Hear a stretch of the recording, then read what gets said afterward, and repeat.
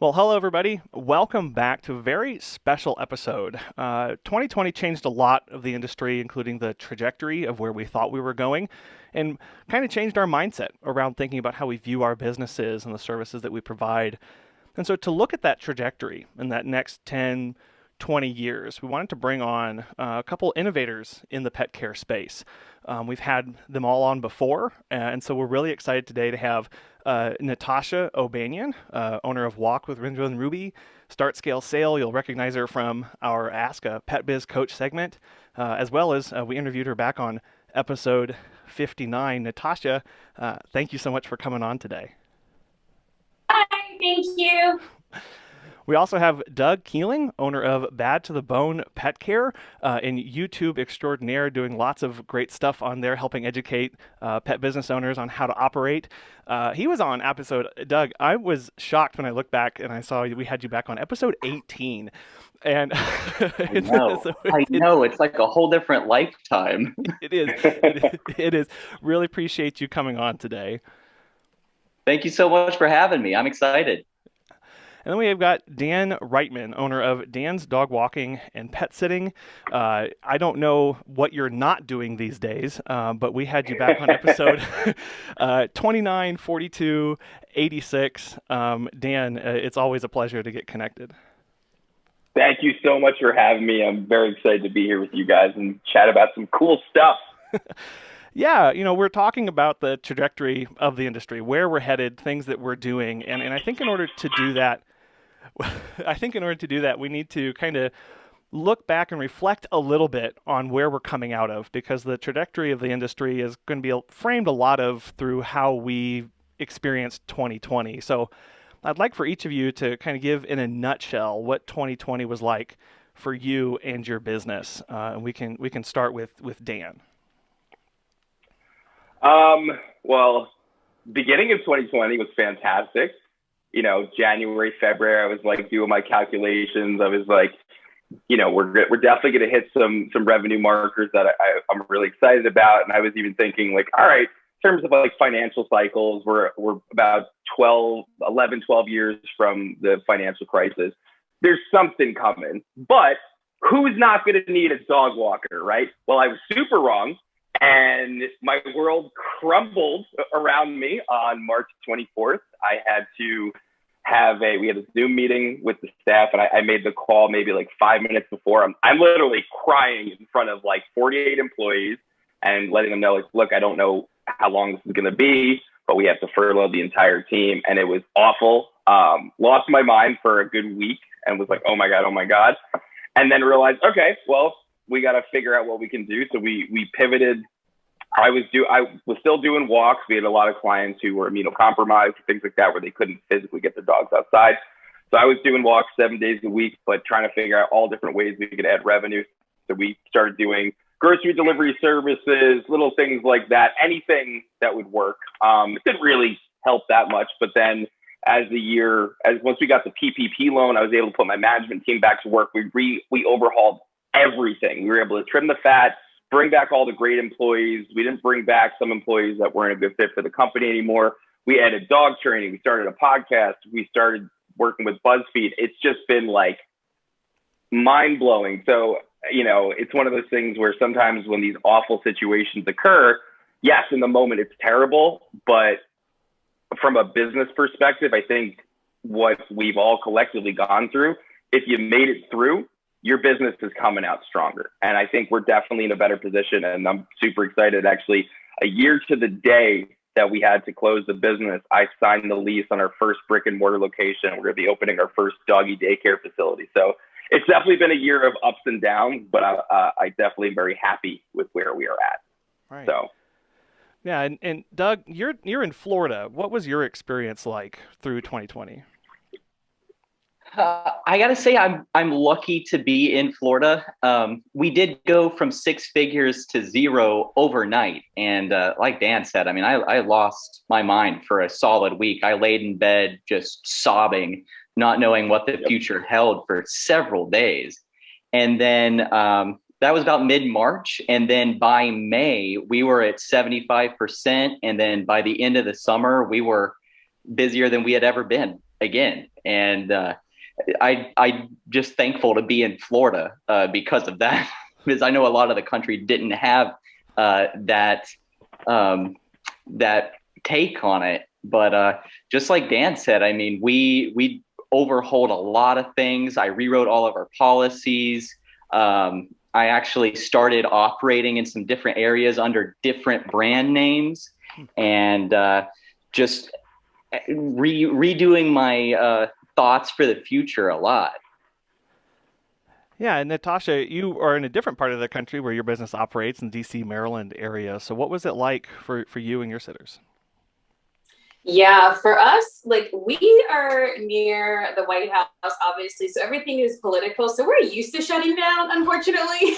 So we've been here a couple of times, and we're like, all right, we got to shut down. Congress can't make a decision. So it was a shocker to us, and we prepared because, again, we've had this happen to us before multiple times. For me, I was pregnant, and I don't work in any of my territories. I was just launching like our Texas territory. I'm like, great, we got like 20 clients now. We're good. We're getting walkers in there. Like, let's go ahead and push that forward. And my DC walkers, I have tons of walkers who, like Dan said, could be compromised. You know, they have asthma, you know, a lot of staff that are, 50 plus. And I just was like, you know what? I will never do anything in my business that I wouldn't do myself. And with the uncertainty of the pandemic, like, I think it was around March, like 13th, 10th, that we were like, we don't really know what's happening. Let's just keep walking. Let's ride this out. And then, like Dan said, towards like the 24th, it was like, no, we're shutting it down.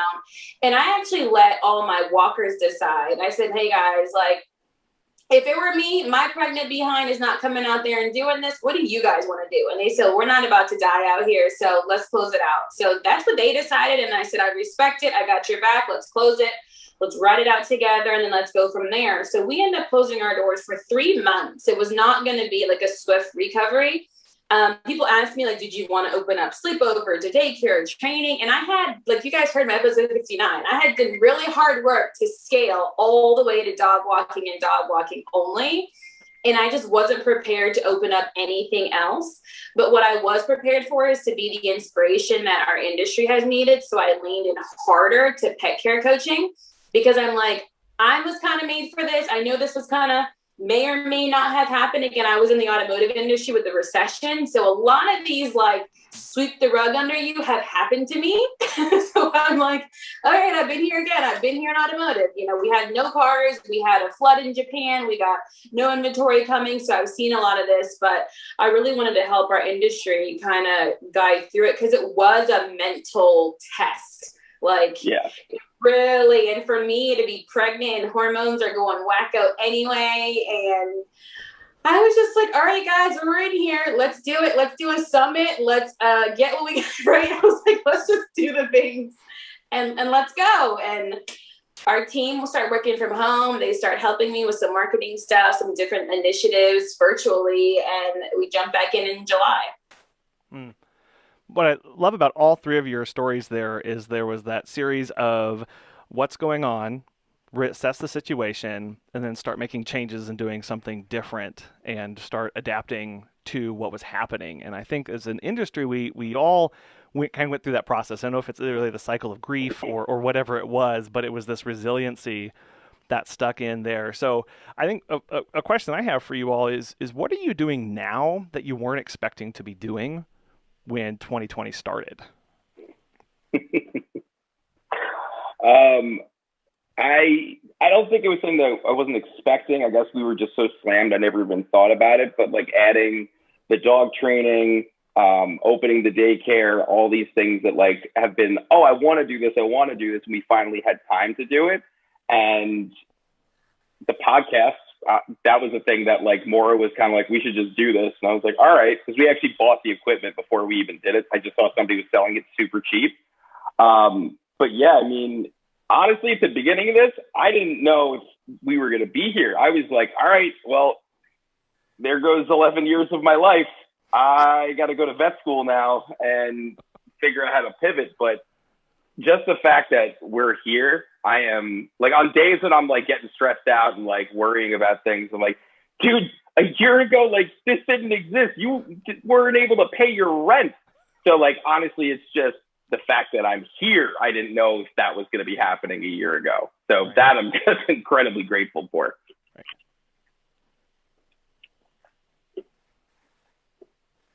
Yeah, I couldn't agree more. I could not agree more with that. I mean, I I did not expect to be sitting here with where we were in March of last year. I mean, I had the exact same feeling. There goes the last 8 years of my life. What am I going to do now? I was looking into going to law school and all of these different options, trying to figure out what was next. And then, surely enough, the clients came back. And I think that is just proof of how strong our industry really is, and strong the strength of the connections that we are making with our clients and in our overall communities. And that was really the big realization that I had throughout this whole thing is, wow, we really are all in this together.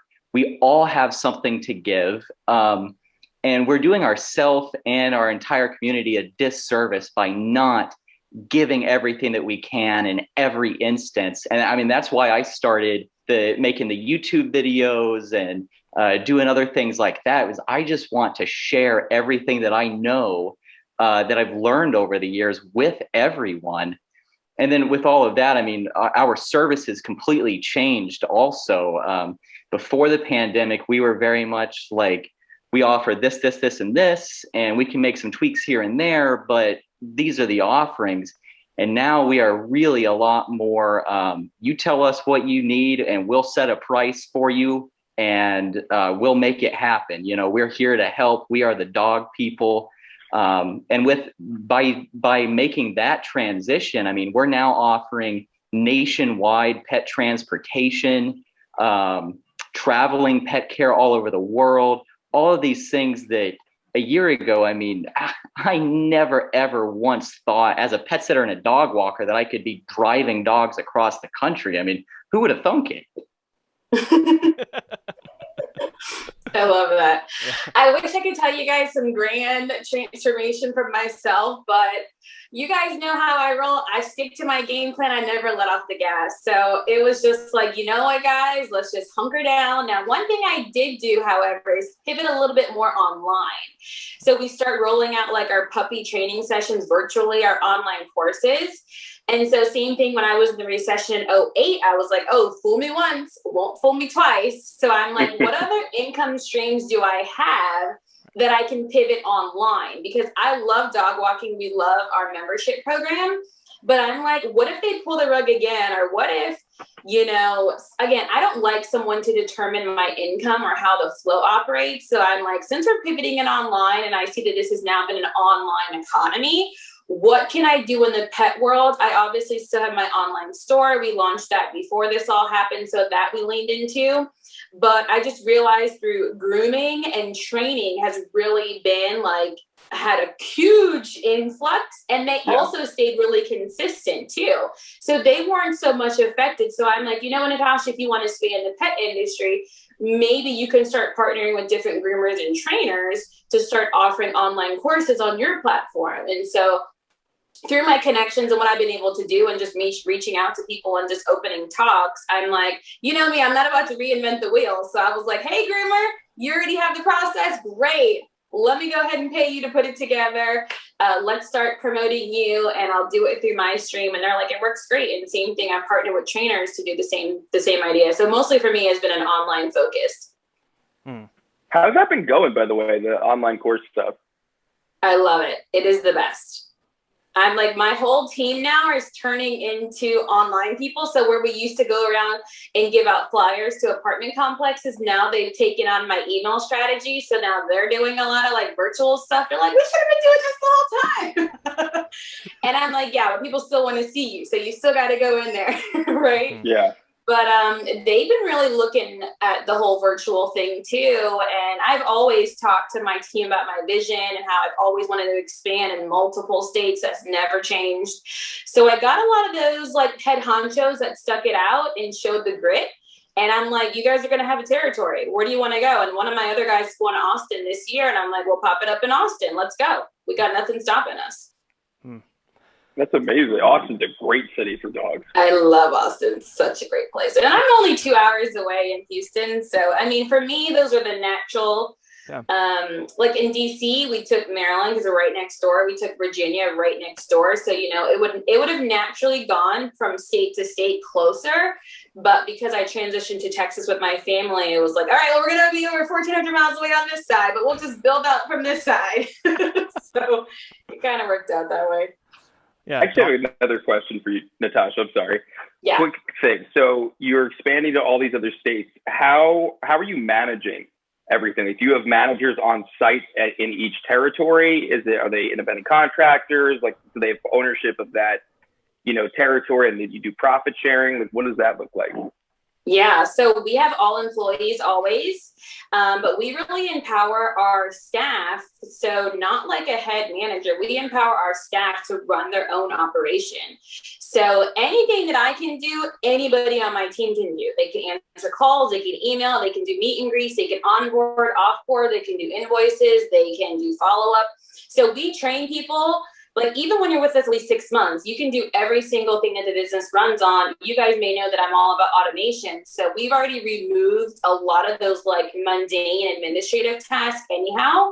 And so we do partner with the app Pocket Suite, and they've been really great by building out our infrastructure the way that we need. And they run their own clients to our app. We've never had an issue. They do the pre-meet and greet, they book, they pay, we show up. Pre-meet and greet, book, pay, we show up. They can update their notes, their schedule, and like there's no babysitting, which is really, really nice. And that's what I try to show the industry now, that a lot of the things where you think you have to have your hand on, you really don't. As long as you show them what to do, they'll do it themselves, and half the time even do it way better.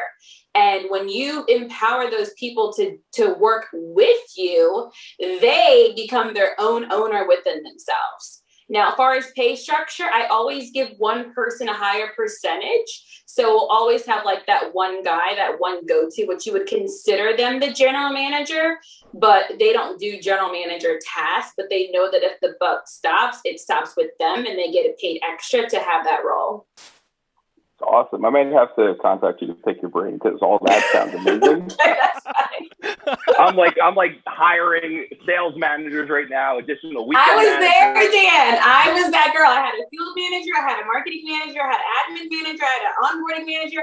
And I was like, I need walkers. That's what I need. I'm like, I don't need anyone to look cute in the background. I need someone that could jump in if they needed to, right?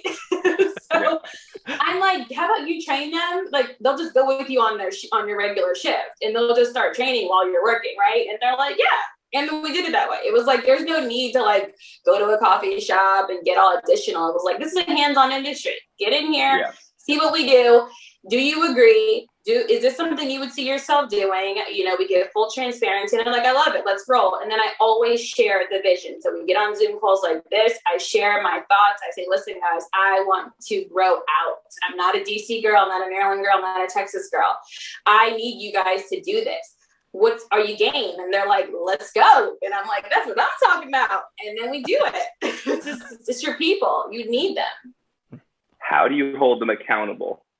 Oh, our policies. It's black and white. That's the easy part. It is black and white on our sheets, like script by script by script. They all sound like Natasha at the end of the day. So that part is actually fairly easy. They always can go back in their app.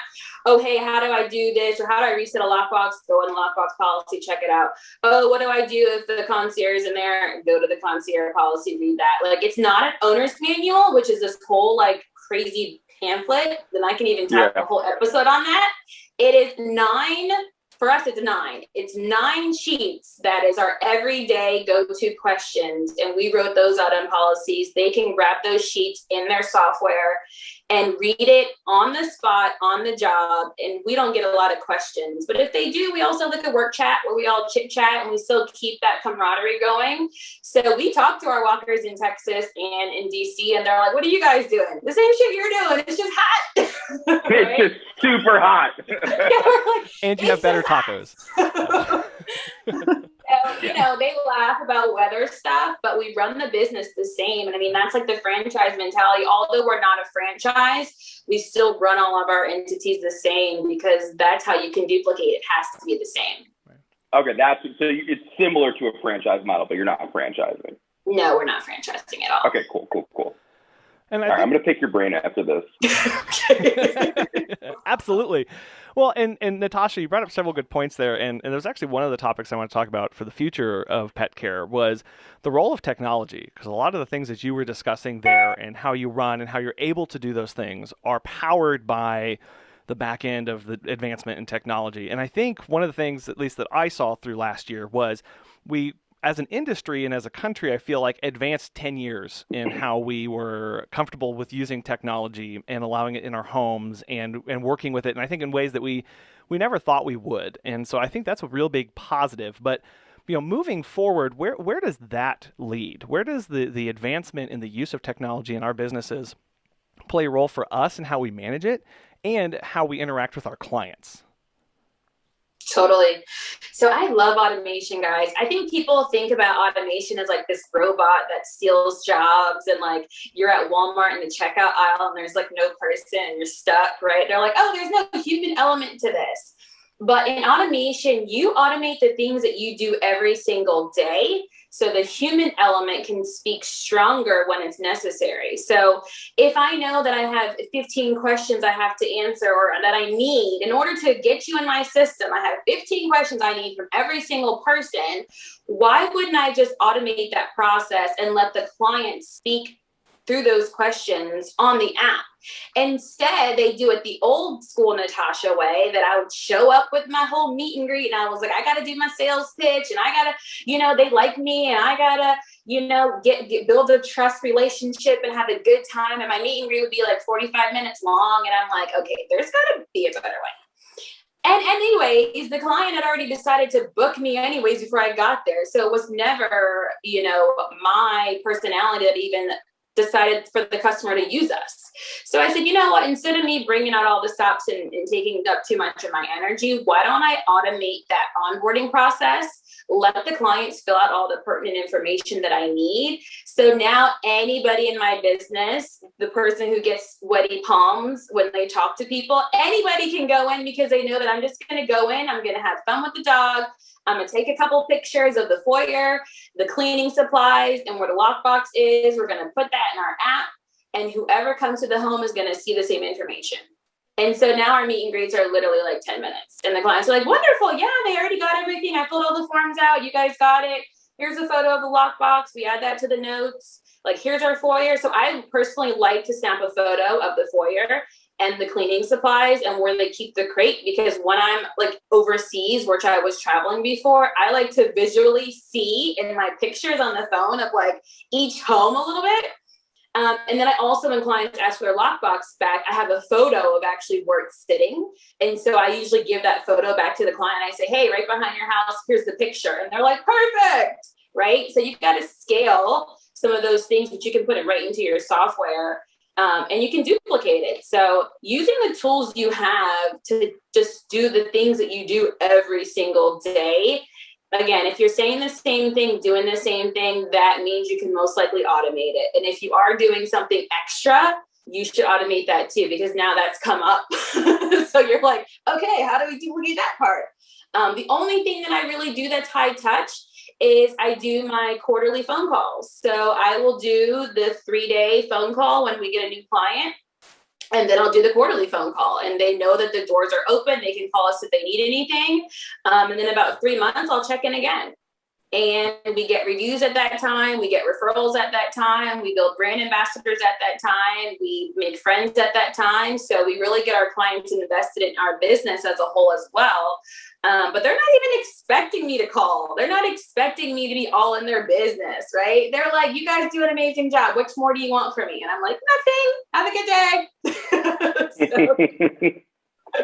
I definitely agree with you, though, on the technology front. Like, I'm a big believer in, if it could be done by a computer, don't waste man hours on it, because that stuff could be spent, paying attention to clients, checking in on the employees, making sure things are running smoothly. I think, like, in terms of robotics, we're maybe 35, 40 years, maybe, away from autonomous units that are going to be living in people's homes.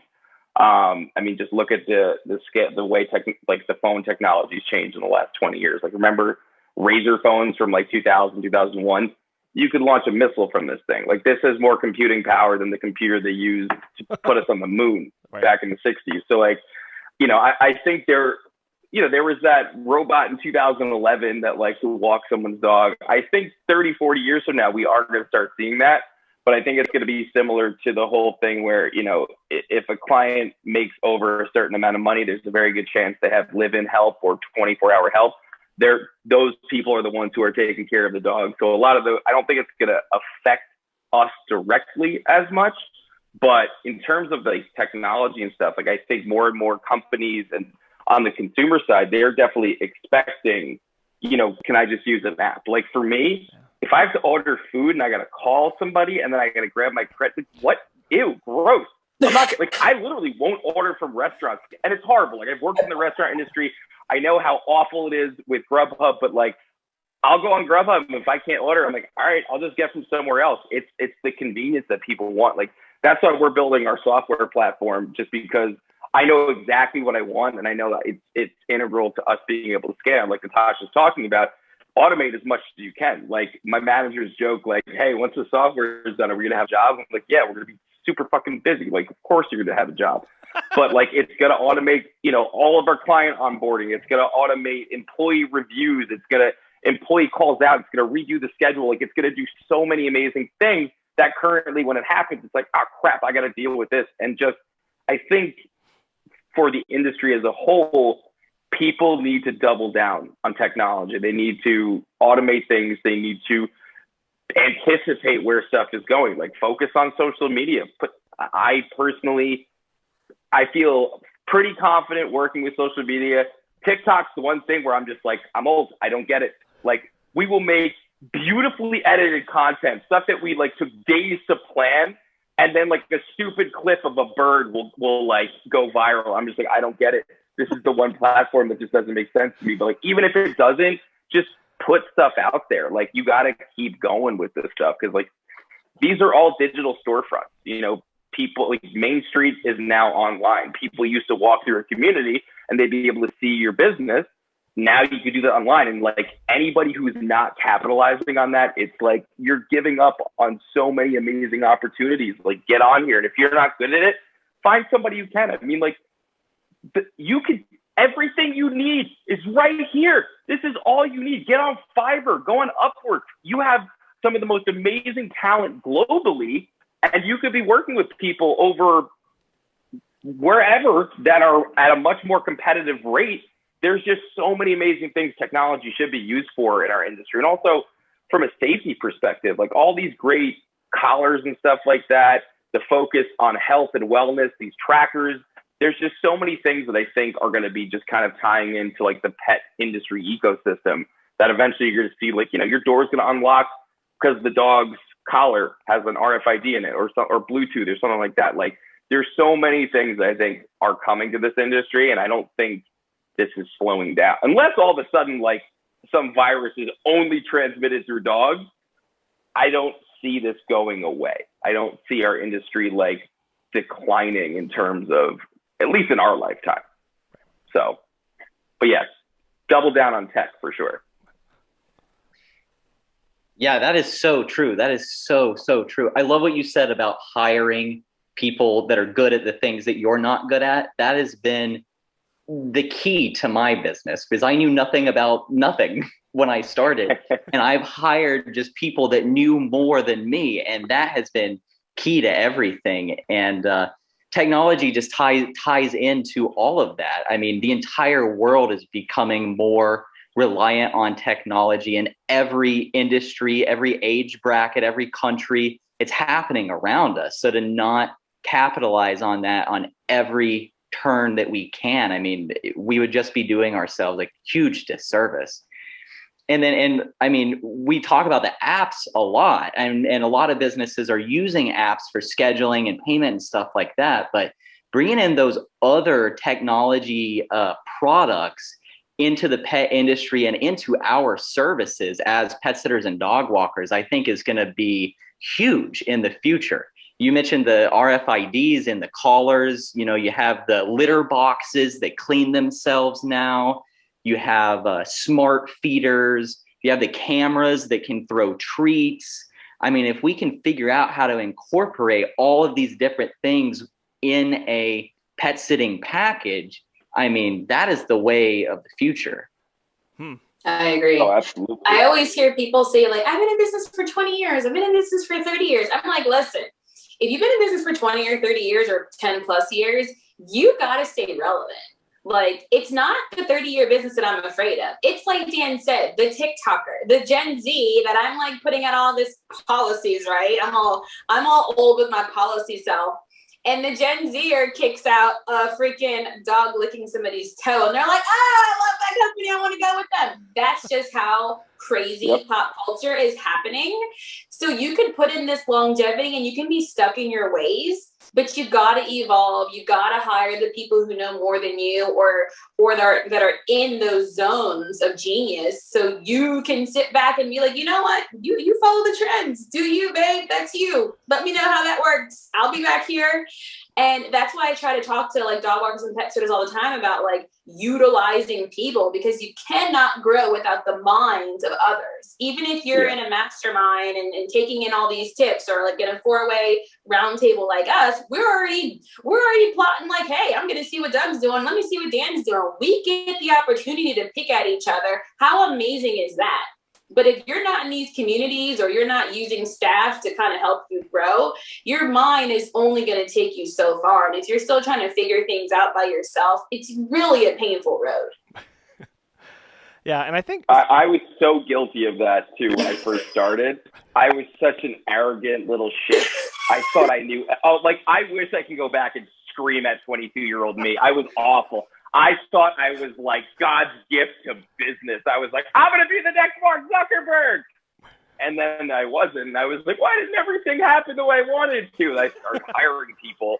You know, like my goal is I would like to be the dumbest person in the room at board meetings. I want to have it where everyone around me is smarter and I can be like, okay, what do we do here? What do we do here? I mean, that's how most of my management team came to be. Like Moro, who I do the podcast with, he's my media director. He started off as a dog walker and he was like, oh, I can edit videos. I was like, great, get in my car. We're going to Best Buy right now. We bought a GoPro and we've been making videos together ever since. Like, I definitely agree with what Natasha's saying too with that is like, you know, find out what your team does. Like part of the interview process with us is like, we ask, what are you interested in? Like, yeah, we obviously know you're here because you want to work with dogs.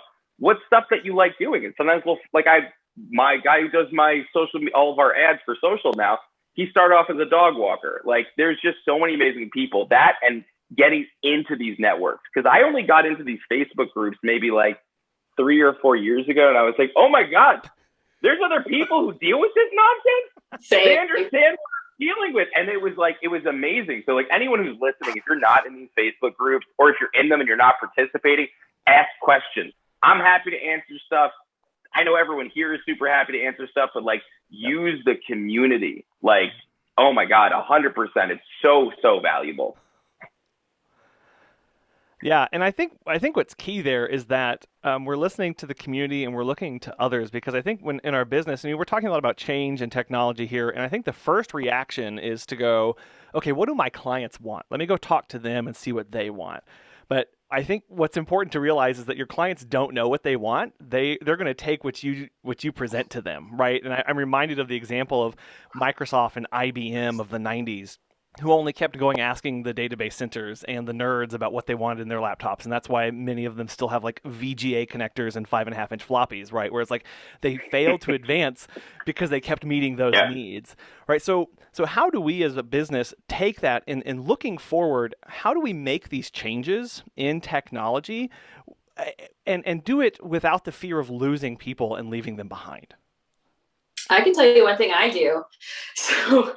So we all know that a lot of us don't like to hire because the only thing that the client can really feel while they're at work or when they're at vacation is that post-walk report. Can I get an amen? Yep. If you kill the post-walk report, that instantly determines like, oh, well, they were a really good pet sitter and they were a really bad pet sitter. No, your dog equally loved these people the same.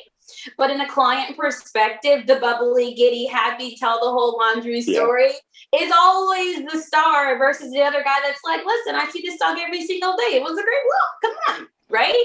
But these people, you don't take the characteristics or the character of the human any different, right? So for me, I had a scale. I realized that somebody in the early pet industry, we didn't have all this technology. So they came up with the post-walk report. I was like, they came up with it because there was no technology. So we used to write reports on papers and notebooks to let them know what's going on. Well, now, just like Time to Pet has a checklist, Precise has a checklist, Doggy Lugs has a checklist, I'm like, the client wants you to refresh the water every single time. No. The client wants you to feed the dog every single time. No. The client wants you to wipe the paws every single time, right? So why can't you write that all in the checklist? Check, check, check, add a photo that everything was done and hit send with some epic photos. Spend more time with the picture versus writing this like essay that you don't want to write anyway. If you set the client up to get the checklist from day one, like client said, the client gets what you have already done. But if you go to photo mode and a great report and then you go to the checklist, they're like, whoa, what just happened? But for clients who start and never had a dog walker and have got the checklist, looks perfect. It's very pretty. I have emojis on mine. It has photos to match. And they're like, I love you guys. And I was like, see, my walkers were dying laughing because they were like, this is never going to work. We can never pull this off. And I was like, watch. And we started pulling it off and they were like, God dang it, girl, it is working. I'm spending less time in these homes thinking of random stuff to talk about and like random words to say. They're like, check, check, check, photo, photo. And now they're like, I use some extra photo editing apps to make it look even better versus like trying to, you know, be Shakespeare. We're just not. We're dog people.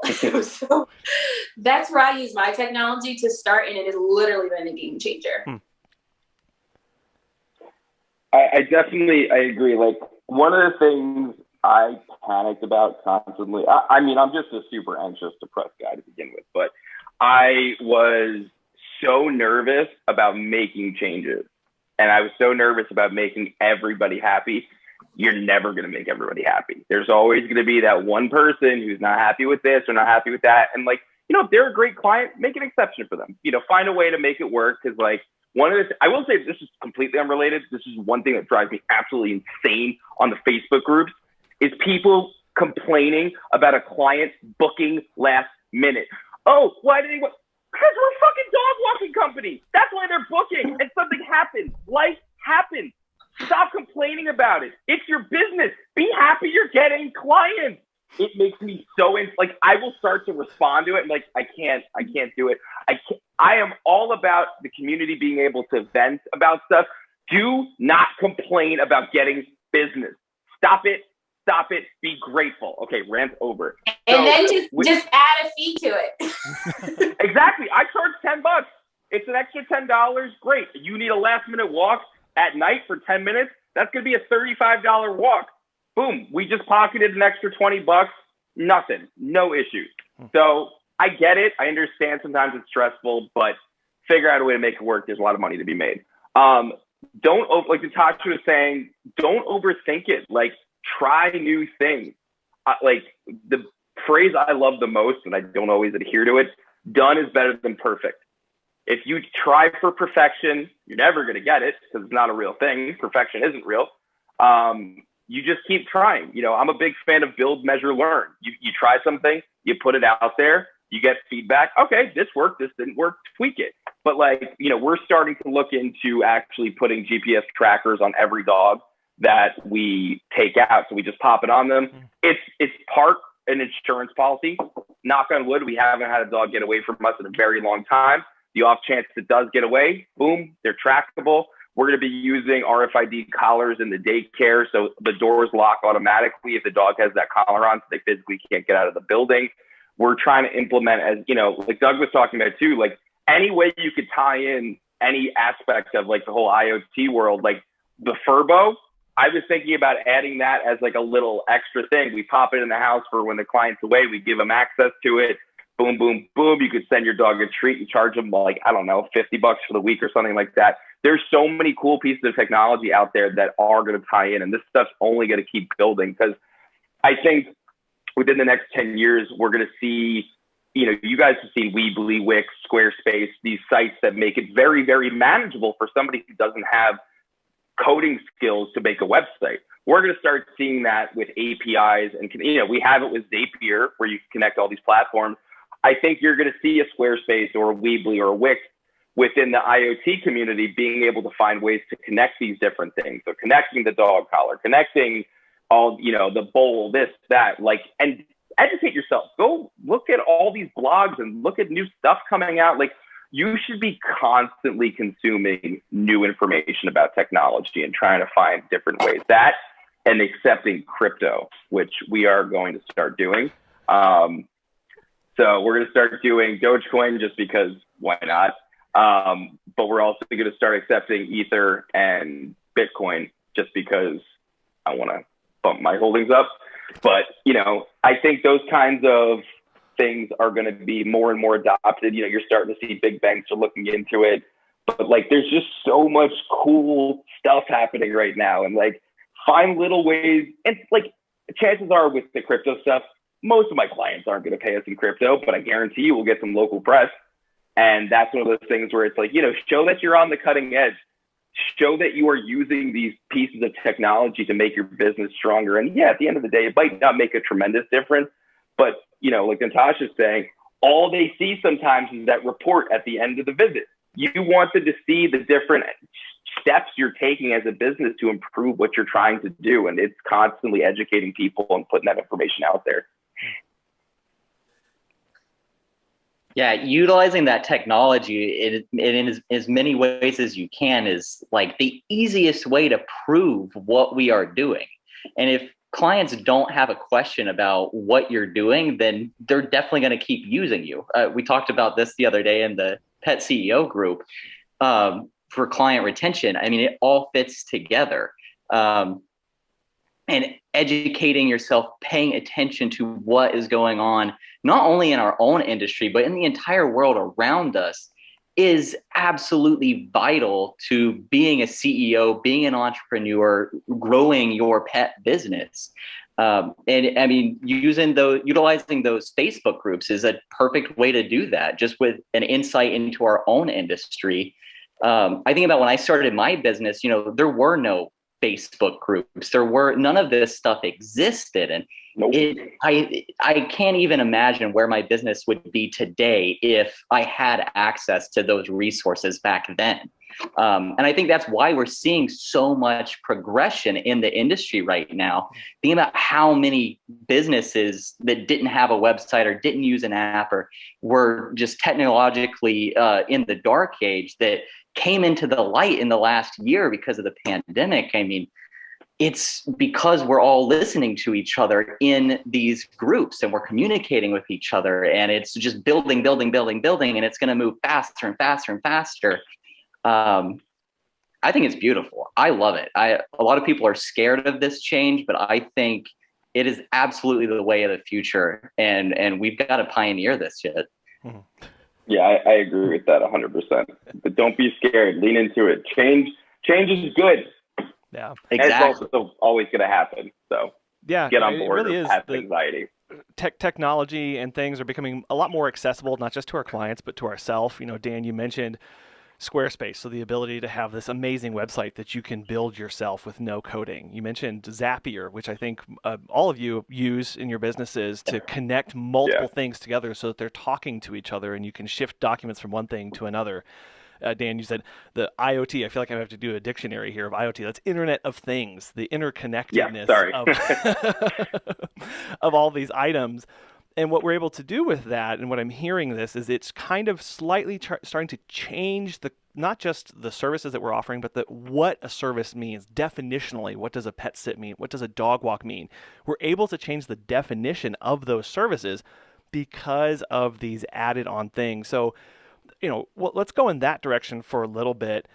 What does a dog walk look like? What does a pet sit look like? What do these services, what do you think those look like 10 years down the road, 20 years down the road? I think one of the things we're going to see, body cams are going to get cheaper.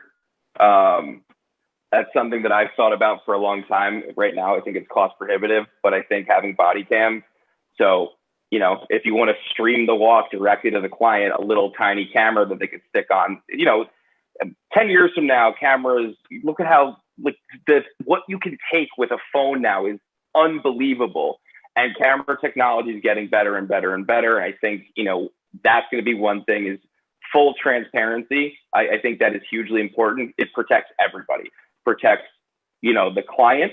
It protects the employee. It makes sure that, they're held accountable. And, we've had the occasional accusation, oh, so-and-so stole this from my house. Okay, well, how do you know that? Do you have cameras? Do you have proof of that? Do you want to file a police report? And a lot of the times it's just accusations. Unfortunately, sometimes it'll just be based on prejudice and not great circumstances.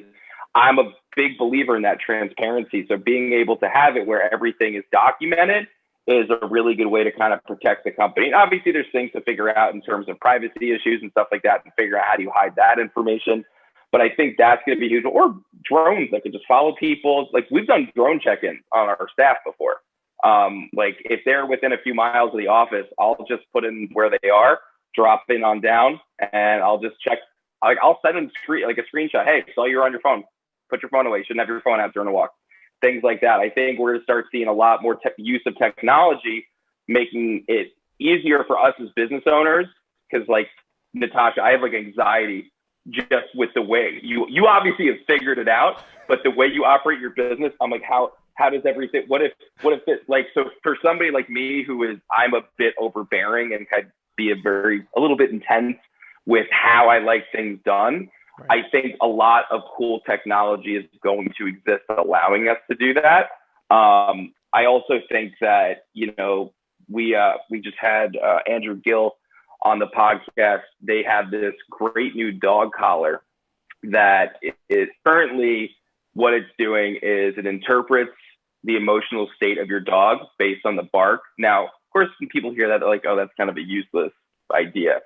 But situations like, if you're doing an overnight and the dog is barking aggressively, which is, this is going to come after millions and millions of barks have been documented.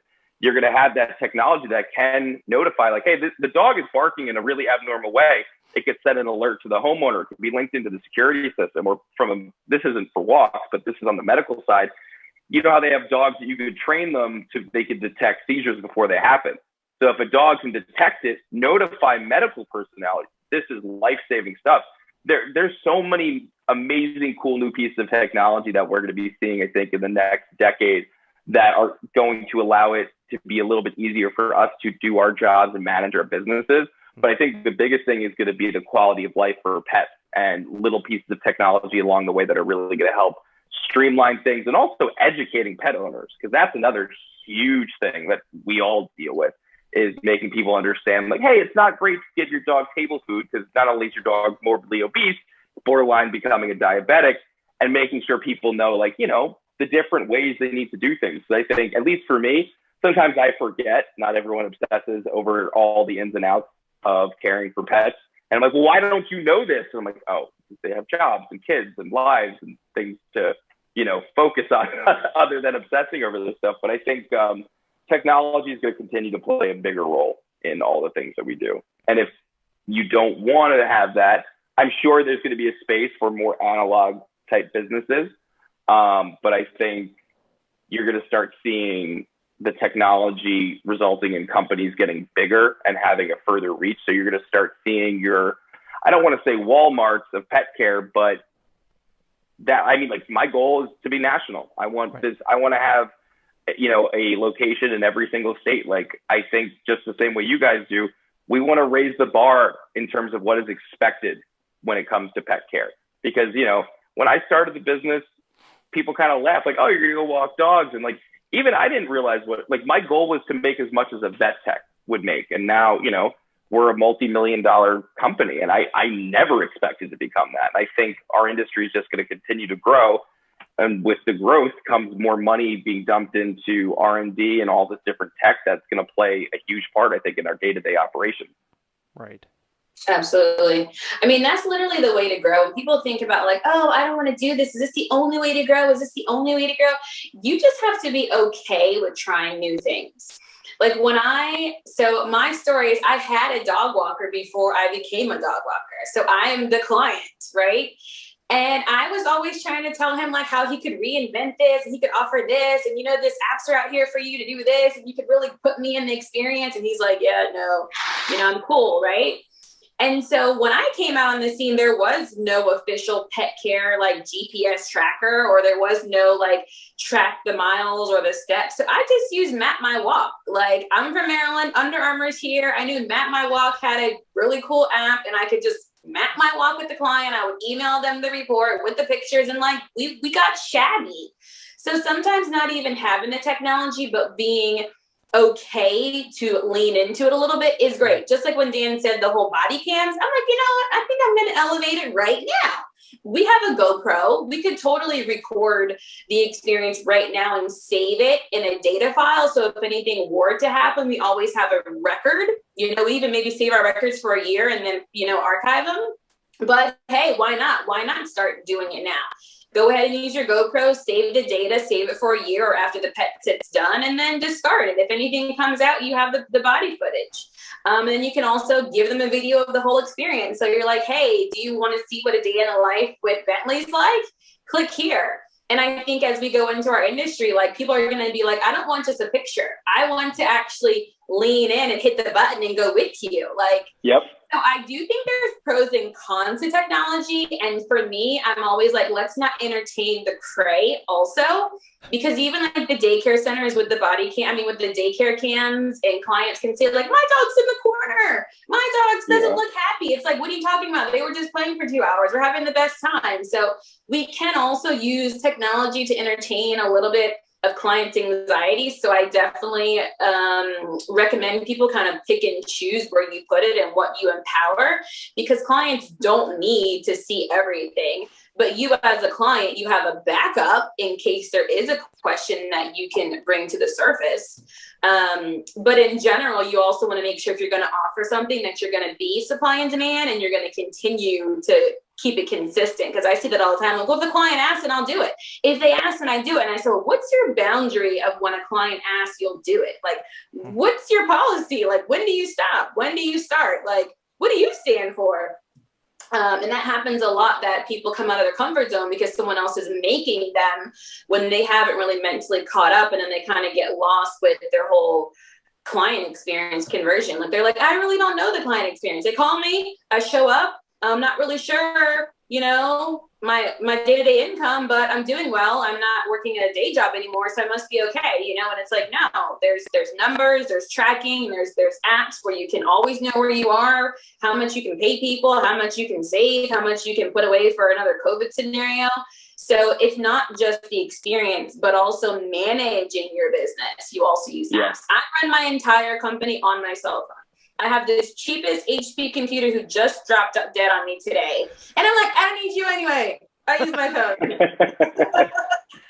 But, it's just like, make it easier for yourself. I never want to hear burnout ever in life. I don't even know what that means. If someone says I'm burnt out, I'm tired, I'm driving myself crazy. Okay, well, we need to dig deep, because there is more than enough resources out here for you to streamline your whole business and to relax. So what do we need to get you on? I'm glad that we're having this roundtable, because I feel like these kind of conversations let new people understand, and then old providers understand, like, the industry is moving differently. Like, all the things that you used to think that it was, or all the things that you used to feel, is not the same. The client is a more educated client now. Yeah. They're using these systems. So they're looking at you like, well, I just do this. So you want me to fill out this paper form? Did you literally just print out a clipboard situation with me right now? Because like, I can just go to my kids' daycare and like just check them in. Like, so you guys got to get that. And when your clients start telling you how to run your business and giving you tips, it's not from endearment. It's from a place of like, come on, honey, you could do better. Yeah, I'm not a fan of the pen and paper. This is a constant argument we have in my office. Like, I let the manager, they have their own systems for keeping their notes, like if they're on a call. But like, anytime they try, I'm like, what do you hate trees? Do you just hate the environment? What are you doing here? Yeah, I'm a big fan of digital. Right. Yeah, there's no reason for people to be printing anything in today's day and age. I mean, even if you do print it, you're probably going to lose it, or a dog's going to step on it or pee on it or something. I mean, just stop. Yeah. And I was reading over some stuff from the American Pet Products Association this morning, and they said that like 31% of consumers in our industry are millennials. And I think that is huge because millennials expect fast service. They expect to be utilizing every bit of technology. They expect you to be progressing. They're going to be paying attention to whether or not you are progressing.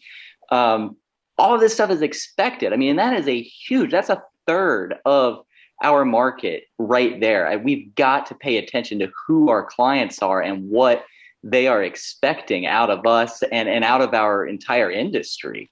Yeah, I'm Yeah, really glad absolutely. you brought that up, Doug, because 2020 saw the largest collection of people getting pets for the first time, many of them, and they were right and square in this millennial demographic. I was reading over some stuff, and they were saying there's around 130 million pets in the U.S. right now, and of those, most of their owners actually view them as a family member. Right, and Natasha, you mentioning I can check my kid in at daycare that's how we check ours in when they go to school. I scan an app, a QR code, and I click yes, and they're allowed in.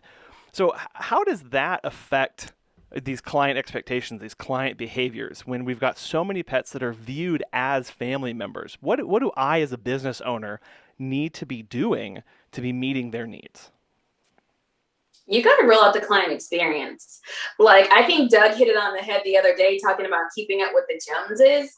It's like everybody wants to like sing the praises of their providers, whether it's the guy cutting the grass, the guy fixing the plumbing, the person coming to the house. Like, we all want to be like, yeah, I got these really amazing people who help me. They make my life crazy easy. And I can't tell you more about them. That's how they refer because they love you so much. So when you understand that you're coming in as an extension of the family to be like the dog manager, like we consider ourselves the dog manager. We're like, we're the dog's entourage, standing by, we're coming in. And so when they're like, oh, I'm sick and you can't come in and we have this going on, I said, you stay in bed because the dog knows that the entourage is coming. And so clients are going to be expecting now that we are already in the know and we're keeping up with what they know. Like if they're on TikTok and we're not, they're like, what do you mean? We just literally saw the dog parade just happen. Like, where were you? You're right. You got to know what they know. And if your consumers are smarter than you start losing them. And that's what I've noticed throughout all my careers over the years is that you cannot allow your consumer to be smarter than you. The moment you do, you lose the perspective of respect. And that's when they start changing that dynamic of how much they should charge or what they should pay you, because they start to be like, you know what?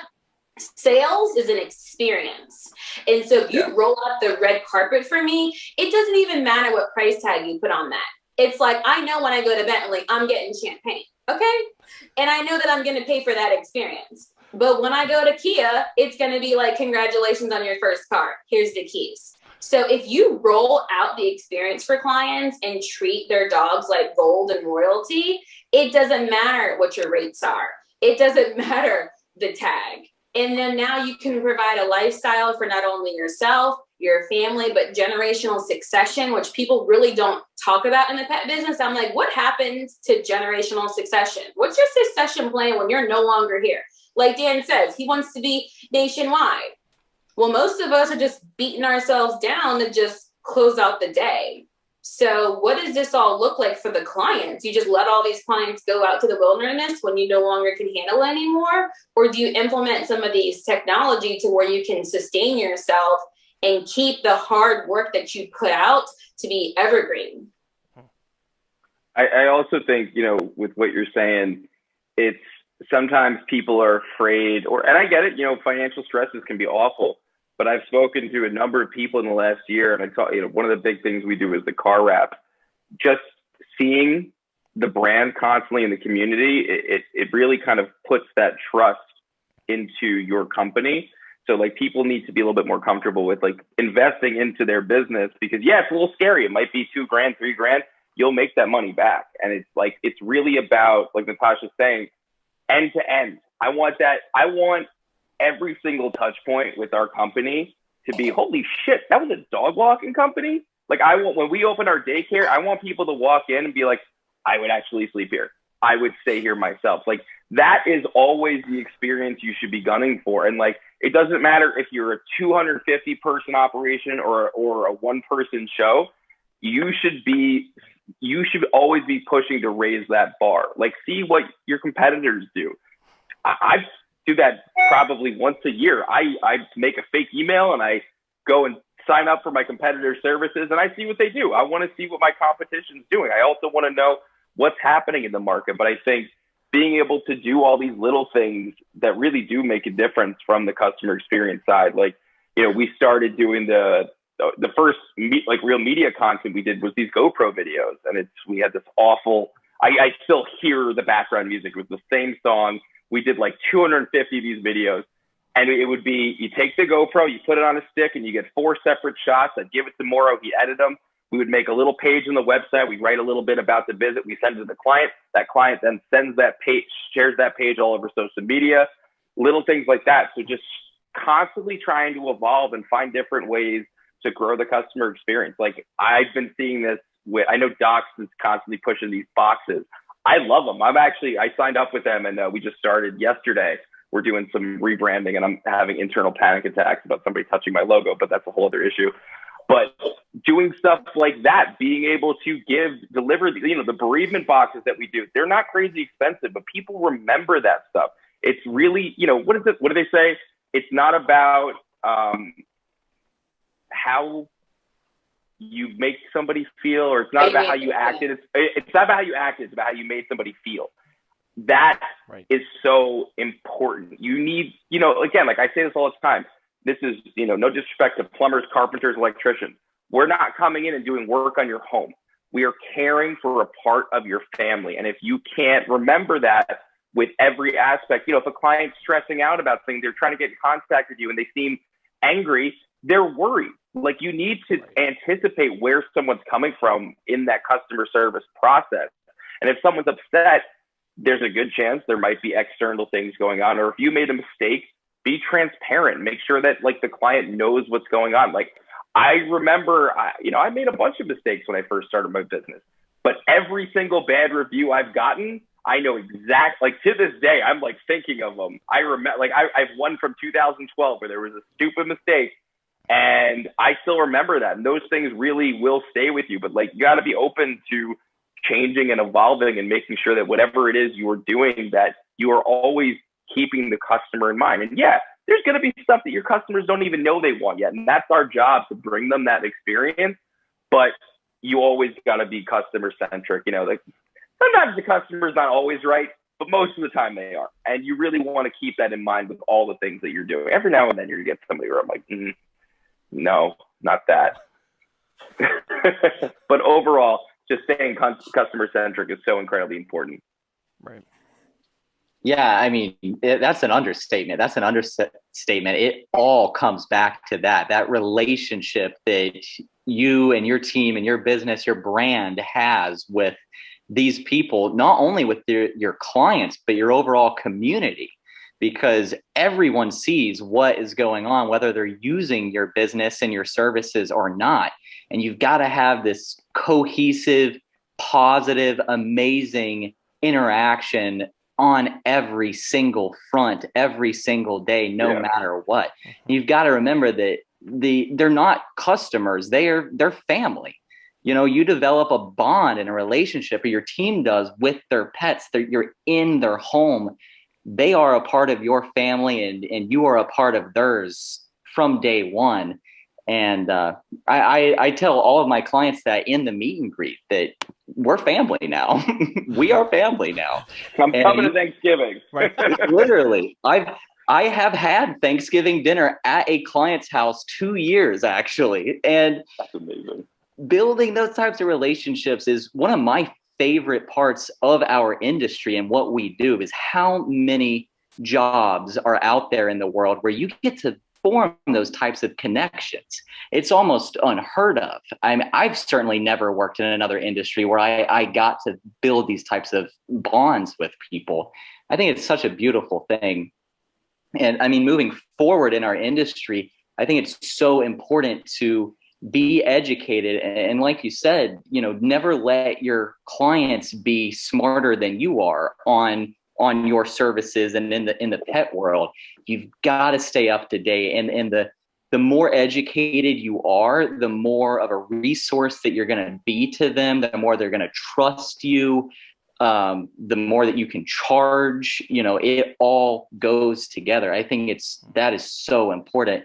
And our consumers are a lot more educated now than they used to be. I was looking at statistics, and pet supplements have gone through the roof. The sales on pet supplements have gone through the roof in the last year.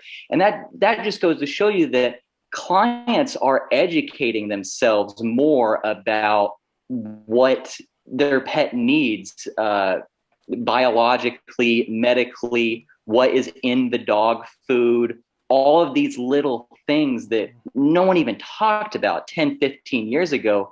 Now there's an entire subsection of our industry based around this stuff. It's so important just to be a part of that and share that with your clients. Very true. I have a saying in my communities: we create the beast. And so every time somebody has a client complaint, I said, you created the beast. You either didn't vet them in the beginning and let them know that this was not what you're looking for, or you let things go by throughout your process where things didn't come up. You didn't set the client expectation, and the client was expecting something that was not what you offer or what you do. And so every time we're like, these clients are crazy, I don't know why they're doing what they're doing. It's because they expect to be treated in service a certain way. And if you're withholding information from them or giving them a half policy or a semi-service agreement that doesn't really explain all your policies, they're not making a fully educated decision when they go to hire you. And then there's flags that pop up later. You created that beast. And you want to keep that in mind. It really helps us humble ourselves to be able to be fair on both sides, but to also say, listen, these were my policies. They're black and white. You have a copy. You definitely don't want to be the policy police. I talk about that all day long. That nobody likes the policy police. Like, per our policy. Even if your policy is correct, nobody wants that approach, okay? You got to be like, listen, I'm sure you got a lot of paperwork in the beginning. You may have overlooked our line 5 where we talk about that we work as a team and you're going to have anybody in our staff come to your home, right? You want to be able to reference back to somewhere in your app or anywhere in your client touch point so the client can always see on the same page. When I have a client dispute, it usually comes out to be, oh, yeah, I totally forgot. Oh, yeah, that makes sense. Oh, yeah, you're right. Even our clients who don't crate their dogs, I have to explain this to them. I say, listen, you're giving your dog a lot of responsibility right now. You're giving them a lot of responsibility. They're like, what? What do you mean? Like, they think they're just letting them free and being great. And I say, no, the mother would not allow the dog to have this much responsibility if they were still with their mother. And sure enough, our clients start doing the proper training and their dog's amazing. And they're like, wow, Natasha, thank you for really like setting it up for me for success. I trust you. I love you. You've made my life better. There is a transformation here and I want to keep working with you and I want to keep referring you out. And I want to be a brand ambassador at that because we have those programs in our business. So they're like, can I help with you? Can I help, get the cause going, what you're doing? So just those little things. I know there's a lot of us out here that are like, well, that's not for me. Well, I won't do that. That's not my style. Well, I would just hate for you to be left behind. I would really hate for you to have somebody else come right behind you. I want to talk to the small towns right now, not the big cities where the density is there, but the small rural towns that you're the only dog walker, you're the only pet sitter in your town. You get to set the tone, okay? You get to make the marker so high right now that nobody can touch you in the race. How epic is that? When people tell me, well, those methods don't work because I'm in a small town, set the bar. Be the trailblazer. Anybody that comes under your toes don't even have a chance because you crushed it out of the park so far. Yeah. You got to change demographic. Clients, and I go through this in Texas. They're like, oh, the dog's outside, okay being outside. And I'm like, no, I just came. I'm not putting the dog back outside. Right? They're like, no, leave him outside. No, I'm not leaving him outside. It's 105 degrees out. No. Yeah. They were like, really, what's the big deal? And I was like, well, we'll talk about it, but our staff won't be doing that. Right. Just small things where, like we said, the client may or may have not been, afforded the same education that we are able to give now with our groups, our community, our technology. Like, we can be the person who's making the awareness. Whoever is building awareness to the community typically is where everybody's going to follow. Yeah. Amen. And also Amen. in those small towns, if you are not setting the bar high enough, someone else is going to see an opportunity. I mean, when I first started my business, there was one competitor. I was like 22 years old, and I sunk all of my money into yard signs. It was like $800. It was all the money I had at the time. And what I did was I would go out every night at like 1 a.m. with two people, and we would put them all up and down the, the exit ramps of the highway of the service areas. So I wanted to get the commuters. And then I would go out later in that day and pick them up so we wouldn't lose them. I got a call that, and I'm not going to name the company, but they have a very colorful vehicle. That company was driving up and down the LIE, taking all of the signs. The person who actually called us, I was like, hey, if you have dogs, I'll give you $100 for the free services. Thank you so much. They've been a lifelong client since this happened. But I called the company and I was like, hey, one of your people's going up and down the highway taking my stuff. I understand like competition, but this is kind of like a weird move. They're like, nah, it wasn't us. I was like, well, no, I have a picture of one of your, and it was the guy who owned the company. And I was like, what do you do? Like, I didn't know what to do. I was like, I spent all my money on this. So, I tried to be cordial, respectful with them. They were really rude and awful. So I spent the next year following their vehicle, writing down the address of each client's home they went to, and I sent them a letter and I introduced myself and I proceeded to pick off 81 clients because all they had to do was give me my stuff back. But instead, I took a whole bunch of business away from them because, people are going to do stuff like that. If you're going to be like, all that could have been was, hey, here's your stuff. Or, hey, we're really sorry. Be nice to your competition because there's nut jobs out there like me who will do that and will try to pick off as much business as I can. Now, we don't do these kinds of practices anymore. I'm not a big fan of it, but you got someone who's young and hungry and, you're not setting the bar that high, someone will come in, they'll kick your feet out. They'll take all the business away from you. And you just got to always be prepared for that kind of stuff because if you're not staying on top of your game, somebody else will. They'll come in and they'll do a better job or they'll find ways to get your clients. And why would they stay with you? If their offering's better, why do it? So just make sure you stay on your toes and be nice to people. Don't be rude. It's not nice. Be a nice person. There's plenty of pets for all of us. There will always be more pets than there are service providers. So it makes no sense to not be nice, just be positive, put positive energy out into the world and it'll come back to you. Right. Yeah. When we're saying, set this bar high, well, we're doing that for two different reasons. We're doing it so we can stay at the top of the pile, right? We can continue to advance the industry. We're also setting the bar high because there is a huge swath of pet owners who expect it, right? Because of this, the millennial generation is expecting that high bar. They're expecting that premiumization of a service, to be getting these little details, to be getting these surprises, to getting these little joys from it, right? So it is both, it's a yes and kind of thing of, well, why would I even bother? Well, there's a lot of driving factors behind the progression and change of these services and this bar that we're continuing to set high.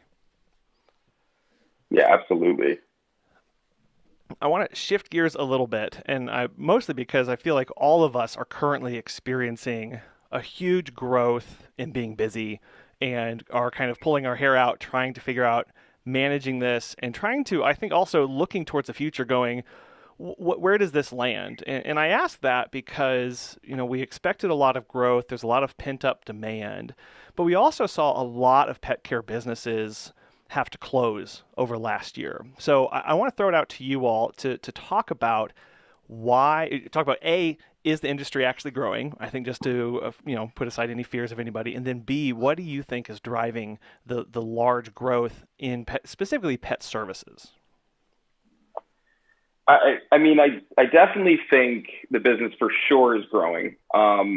I feel I just have so much empathy for the people who did have to close their businesses during this. Like, it is building a business, at least for me, this is my baby. This is something I have literally put my blood, sweat, and tears into. I've missed huge portions of my life building this business. And it is so important to me. And the idea, like, I get emotional talking about it. Anytime people get to achieve something or that's being taken away, like, I feel that.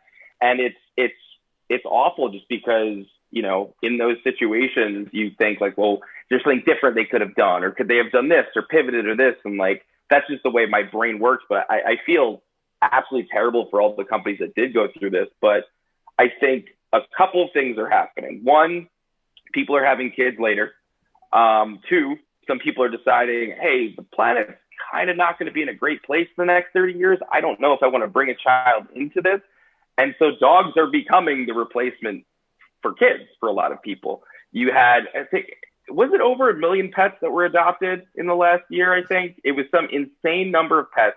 So you have a huge boom in first-time pet owners who had all the time in the world to be at home with their pet, do research about everything for their pet. So they've done their homework on you. They've done their homework on your competition. They're going to know what to expect. So, we're dealing with a more educated consumer base. We're dealing with, like you guys have been saying, a bar that's expected to be higher. You've got, people got very excited, especially here in like the city, people got very excited about, in the beginning, brands like Rover and Weg, which allowed me to, boom, I have a dog walker now.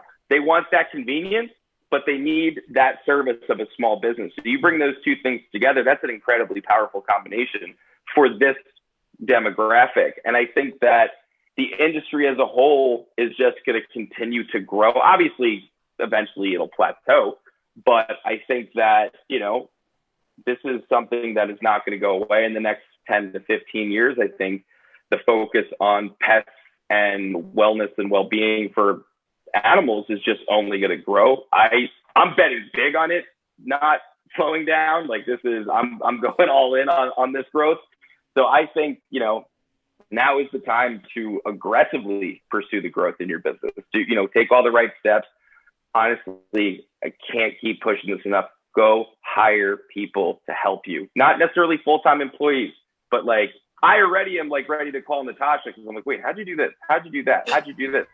And like, it's one of those things where it's like, you got to recognize when you don't know how to add that value to your business, but you see somebody like Doc's Design. I've been watching them for a year.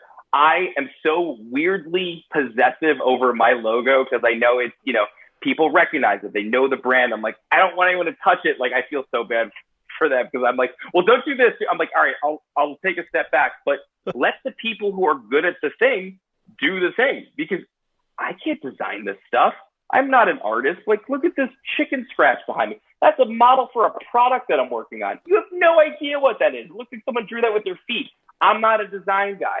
You got to find the people who can help you do the things that you're struggling with and invest the money. Sometimes people's prices might be a little bit expensive.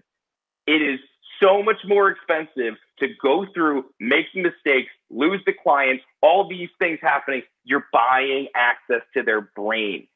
Whatever they're charging you, I guarantee you it's worth 10 times that. So invest in yourself and invest in like all of these things that'll strengthen your business, because this is only going to just keep going up. Amen. Well, I can vouch for Docs. I had my own design 2 times. You're in good hands. You'll be fine. I'm very excited. You'll be fine. Listen, I think in general, the dog mom, dog dad era is here. Okay. Yeah. So there's Instagram, there's pages, there's momagers, there's dadagers. So just the emphasis, like Dan said, since people are not having kids, there's no more like, look at my kids in my phone. No, now it's look at my dog and follow him on Instagram. We have an epic page. And then we're also using my dog for sponsorships and Super Bowl ads and commercials, and people are using human to human affiliate marketing now. So people want more dog faces. Like if you think about all the things that have happened in the world between like inclusion and all the other topics we've had to kind of face together, dogs are the one thing that we all kind of agree on as a whole. And if somebody messes with the dog, every race, religion, sex background is coming in. Okay. Yeah. That is so much. It doesn't matter. Whatever you don't agree on, political or not, you mess with the dog and we're all coming in. And so I think brands understand that buying power and that emotional connection to dogs now. So everybody has tapped into the dog world. I thought I just wanted to be a dog walker. I didn't want to work 13 hours in the car business. Like I didn't even plan on it being anything more than my general tri-state area. But I think overall, like Doug was saying with the supplements, and now you can do like your own dog branding and logo, and you can turn your dog's face into a monogram, and like all this stuff that people are doing, it's just going to go higher and higher and higher. And I completely agree with Dan as far as investments. Like everyone asked me, hey, Natasha, what was your biggest business mistake that you didn't do? And I said, outsourcing everything. And again, not necessarily the full-time employee from day one. And I did hire 2 months, but like the website, any of the marketing. I hate social media. Why did I ever even try to do my page? Like, why? Everybody knows I wasn't going to be consistent. I should have just had someone else do it. Okay. So when someone looks at your rates or your pricing, you are promising them a transformation. And so like Dan said, you're paying for their mind. So if they've invested all this energy and investment in their own mind, and you're like, well, it should be free. Well, it should be $10. Well, I can't believe that you're actually going to charge for that. Oh, you mean to give you a transformation to make you profit, to make you successful? Oh, to take care of your dog and give you peace of mind so you can increase your income yourself, right? So it's just like the whole mindset shift that I think people understand the value now. And thank God for Wagon Rover. Let's just talk about them. Thank God for them. They had the cash. They had the funding. Thank you for opening the doors of free marketing for us, because all of us other little guys got to just trickle right behind them. So we can say from, 20 years ago, no one had that buying power to market and really open up what a dog walker is today, to put it on an app and have an on-demand service. Yeah. So we all got to kind of ride on the coattails, and I'm always grateful for everything and everybody. Yeah, that's awesome. That's awesome. I don't know what I can add to what you two just said. I completely agree with everything. One thing that I see happening in the future for pet sitting and dog walking businesses is, you guys were talking about like the bark boxes and stuff. We're going to see a lot more of that with service businesses offering products. And then a lot of the product companies are going to start offering services. We have Rover and Walmart in their partnership. I think we're going to start seeing a lot more stuff like that.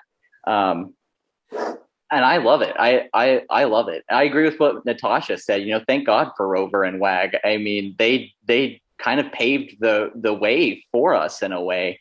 And I think it's great. The sky is the limit for the pet care industry. I mean, there's so many things that we can do, and it is changing so quickly that there's no stopping it. There is no stopping this at this point. Yeah, I agree. Like I had a tech company a few years ago in the restaurant industry. We had an office in Manhattan, and I remember every day there was these two adorable little Roddy puppies running up and down the hallway. And obviously I was like, all right, I got to go find out who these belong to. And I go to the office, and it's this guy named Brett. And I was like, oh, so what do you do? He's like, oh, I'm starting this pet food delivery company. I was like, oh, that's really cool.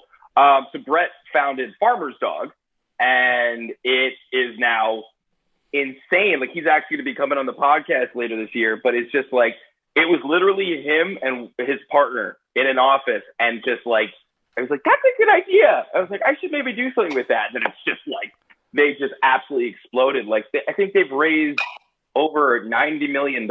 Like, they're either going to IPO eventually, or they're going to get acquired by a big guy. But like, you know, the food brands, all these, like, it's just everybody is spending money on this stuff. And it's just like, all right, figure out where you can kind of get your foot in the door and what you can add value to out there. I love that you said that too, because we all know that those food subscriptions are literally like $5 a meal almost. And so us little dog walkers and pet sitters are like, I can't raise my rates. They'll never pay for that. Meanwhile, they're buying, you know, $1,000 food. So it's like, people will pay for what they see value in, because they could have easily went and got Alpo, but they didn't. Okay. Yep. So let's just go ahead and keep the value topics at top of tongue, because people will pay for what they see value in. Yeah, I agree with that. I was super nervous. Like, anytime I had to raise my rates, I was like, oh my God, everyone's going to go away. You get like 2 people who are like, oh, that's too expensive for me. And like, sometimes we'll find a way to make it work for people, because I do want to, you know, we try to make sure we can help people in terms of like all ends of the financial breakdown. But like, yes, be confident in what you're delivering. If you are delivering the services that people expect and want, it's okay to increase your prices as cost. Like New York State, we're going up to $15 an hour minimum wage next year. So we're going to increase our walk prices, but we're also going to be bumping up our pay for our staff, because we want to be competitive. But like, definitely don't worry. People will continue to, unless you jack it up by like $20, don't be terrible. But definitely don't be so nervous when you're raising your rate. Yeah, amen to that. Amen to that. I struggled with that for years. And I finally just had this epiphany moment where I realized there is a market for everything. You just have to find the clients. You know, they may not be your current clients, and if you do raise your rates, if you formed the right connection and the right relationship with your clients, they're going to stick with you. And if they don't stick with you, you know what? They probably weren't the best for your business anyway, and you will replace them with better, higher paying clients sooner or later. Don't forget that. I love that. We don't have to be for everybody. And I think that's where people are like, oh, you should be catering to me, and you should be saying the exact words that I like, and you should be charging the exact rates that I like. We are not here as God people on this earth to make everybody happy. We're not for everybody. When you find your niche and your people, they will flock to you, period. Like, my B2C clients are very loyal. So if 1 or 2 leave and go to another company, I'm like, well, best of luck to you. Call me when you need me again. It's no love lost. I'm like, if it doesn't work out, you want to come back, doors are open. But for the most part, my clients are like, yeah, right. Like, we know what's on the other side, girl. We are staying right here. It is all good. And even my coaching clients, they're like, we know your value. We know the transformation you can give me, and your rates are premium, and we respect it, and we want it because we want a high touch experience. Your B2C clients want the same thing. Nobody wants like a free crap. Like, would you buy a pizza that was sucky for free? You're like, I don't even want it. It's crap. It's your low grade product. I wouldn't even eat it for free. So why add all the toppings, the premium mozzarella, all the goodies, and put a high dollar on it and give people a wow moment? What's wrong with that? Nothing. I support that. Love it. Well, now I'm hungry. We're talking about the growth of the industry and the diversification of services, and pet health being one thing. I know veterinary care is just going through the roof as far as people investing in the health of their pets and supplements and all of this stuff. As business owners, is it worth our time, or should we be trying to diversify into these other areas of growth, or should we just be honing our skills and making sure that our dog walk is the best possible? I see some emphatic head nodding and eyes bulging out of their heads. You gotta diversify your income. If we didn't see that from this past year, and you guys know I'm like the anti-diversify when it comes to other services, right? So I'm not gonna put services, but I'll put some products on the line. So you have to diversify your income, whether it's your affiliates, you're working with other brands in your neighborhood, whether it's supplements or products you're selling, whether it's an online store. Like these guys got awesome daycares, pet sitting going on, because right now pet sitting is booming. And I'm like, I'm okay sitting this part out, right? You got to know what you stand for. You got to know who you are, but definitely never put all your eggs in one basket, because we know how it goes. Yeah, I definitely think, double down on what you're doing well at, but like explore other options. I mean, my long-term plan with this business is once we are at the point when we're at maybe like 7 brick and mortar locations, I'm probably going to take a step back as CEO and bring in a CEO.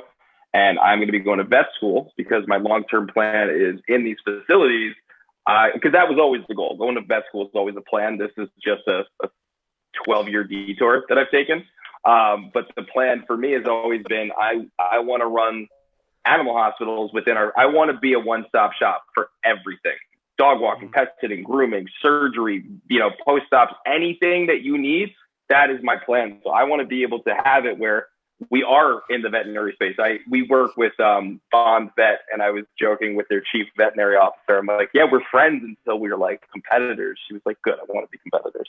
But like, that's the goal for me, is I want to be involved in every single touch point in a pet's life. And if I can't offer that expertise, I want to bring in the people who can. Like, we're trying to hire as many dog trainers as possible right now. We're trying to hire as many I don't know the first thing about grooming a dog, but I know it looks good, and I know what someone who knows how to groom a dog can do. And that's really what we're trying to do. Is we're, after the last year of like nobody needing a dog walker and watching the grooming and daycare businesses thrive, and me being like, I don't get any of this.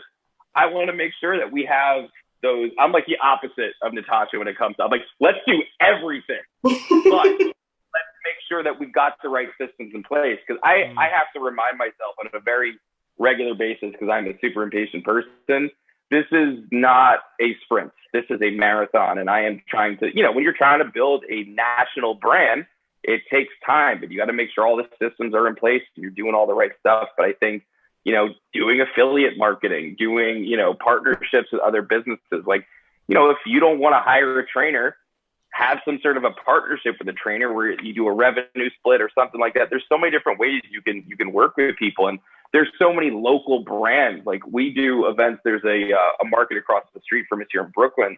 And there are so many like dog treat companies that, they're local businesses. Like, what better way to get the word out than working within the community and supporting each other too? Because like, yeah, Walmart doesn't give a shit about me or my business. They don't care if I succeed, but like, I genuinely care if local businesses succeed or fail. Like, that's what makes the community a community, is, having all of these different aspects to it and being able to find a way to work with other people and bring them in and add some revenue streams. It does not hurt. I'm glad you said that too, because I'm sure we'll talk about this, but social causes, like, people are shopping local now because of social causes. And that has changed the client experience a lot, because they want to buy from who they support the same things that they believe in. So you got to get with one of my clients, Dan, because he just partnered with a vet to come into his facility. They do grooming, so they just have a vet. One thing I do want to open though, guys, and if you guys want to partner, let's go. I want to open a dog bar. So I hope in the future where we can drink, hang, and let the dogs play. I'm all about a dog bar in the South where the real estate's cheaper. Let's do it. So have you seen Barcade? There we go. Whatever you want to call it. I'm not hard. No. They exist. They're in I think Minnesota.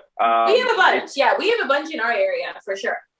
I didn't even know it was like a thing. Yeah, Barcade. Nope, that's not it. Yeah.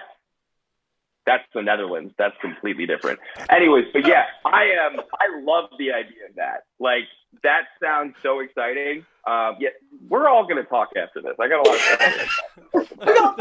So, 100%. Yeah. Doug, what's your take on how we should be diversifying our businesses? You know, people from both a solopreneur all the way up to, you know, 6-7 figure businesses. Man, diversify from day one. Start today in every way that you can. If you're only offering dog walking, start offering pet sitting. If you're only offering pet sitting, offer dog walking, or offer dog training or dog treats. There's so many different ways to go about it. And Dan made a good point that you don't have to do this all yourself. You don't have to do it all under your own business. You can partner with other businesses. And that's what I've done in the last year is I saw what was happening with dog training, and I knew that I didn't want to hire and manage dog trainers. So I went and contacted all of the other dog training companies in our service area that I liked and that were positive reinforcement, et cetera, et cetera, et cetera, and made revenue splitting agreements with them. Hey, Doug, can you tell them that that's an IC? Yes. Thank you. Oh my God, guys, that's what IC looks like right there. Exactly. And that's a whole nother conversation right there. That's a whole nother conversation. But there's so many different, the point is there's so many different ways to do this. And if the last year has shown us anything, is that you cannot have all of your eggs in one basket. You are shooting yourself in the foot to be narrow-minded in that way. And the sky's the limit with our industry. So why not dip your toes into some other things and see what's possible? And you know what? Let's say you partner with a dog bakery. You think you can sell their treats and your clients don't like their treats. Go partner with a different dog bakery. Go try something else. Just keep trying it. And you might fail a couple times, but you're eventually going to find something that is amazing, that your clients love. And why would you not want to do that? It's a great thing. We have that with our subscription boxes. So we do a surprise box where the client doesn't get to pick. They get to pay $30 for the subscription box, and we put local businesses in the box. So every month it's a surprise. That's awesome. That's awesome. Yes. Yeah. So there's no like, oh, this is a terrible company. It was like, okay, you get some feedback, you put a survey out, and then the next month is a new surprise. And you keep supporting that, and everyone should throw all their money into Dogecoin. Every penny, just throw it all in there. Okay, Elon, settle down. But you're right. Like when we look at the total pet care industry, it's not just one thing, right? There are supplies, there's vet, there's health, there's services, there's live animals. There's all these different things that we can start picking up on and we can start bringing in under house, whether that's partnering with an independent contractor or whether that's bringing them in house, you know, like Dan is talking about doing with his and making it all one under the same brand. There is so many different pies that are huge, multi-billion-dollar industries by themselves within this larger pie, that when you start bringing in a little bit from each of those, you do have this robustness that you can have, and you have security, right, moving forward. Yeah. Yeah, I do want to mention that as businesses like ours continue to grow and diversify, and especially as we pour more into technology and all of that, I do think it's going to create a little bit higher barrier of entry for our industry. I think it's going to be interesting just to see how that plays out, because right now the barrier to entry is so low. So I think it's going to be very interesting to track that and see how all that affects each other.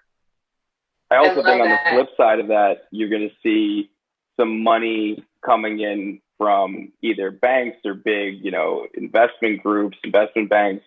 I think you're going to start seeing some money being thrown at larger brands in our space.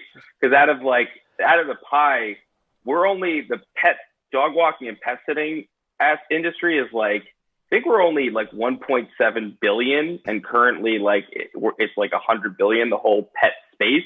So we're a tiny fraction, but that fraction is growing. There's a lot of money to be made. I think we're going to start seeing some money being thrown into the bigger brands in the next decade for sure.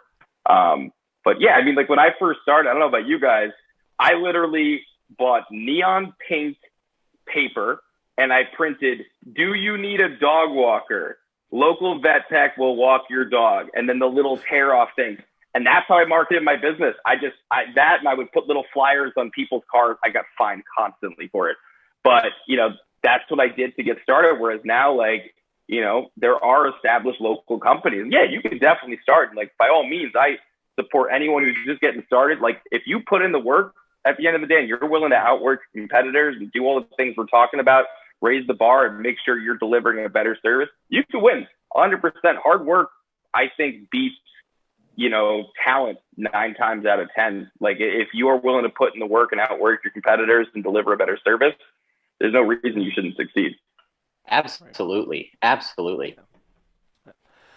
Natasha, you brought this up, and I definitely want to touch on this, is the role of social issues as businesses moving forward and how we integrate those and how we speak to the clients moving forward as people become more aware. And as you mentioned, they look to companies, they look to brands to see what kind of messaging that they have, what they stand for. 2020 taught us a lot about that, but where is that headed moving forward? Oh, I think it's going to be huge. I mean, everybody's supporting something. We got falafel shops in our community giving back to refugees.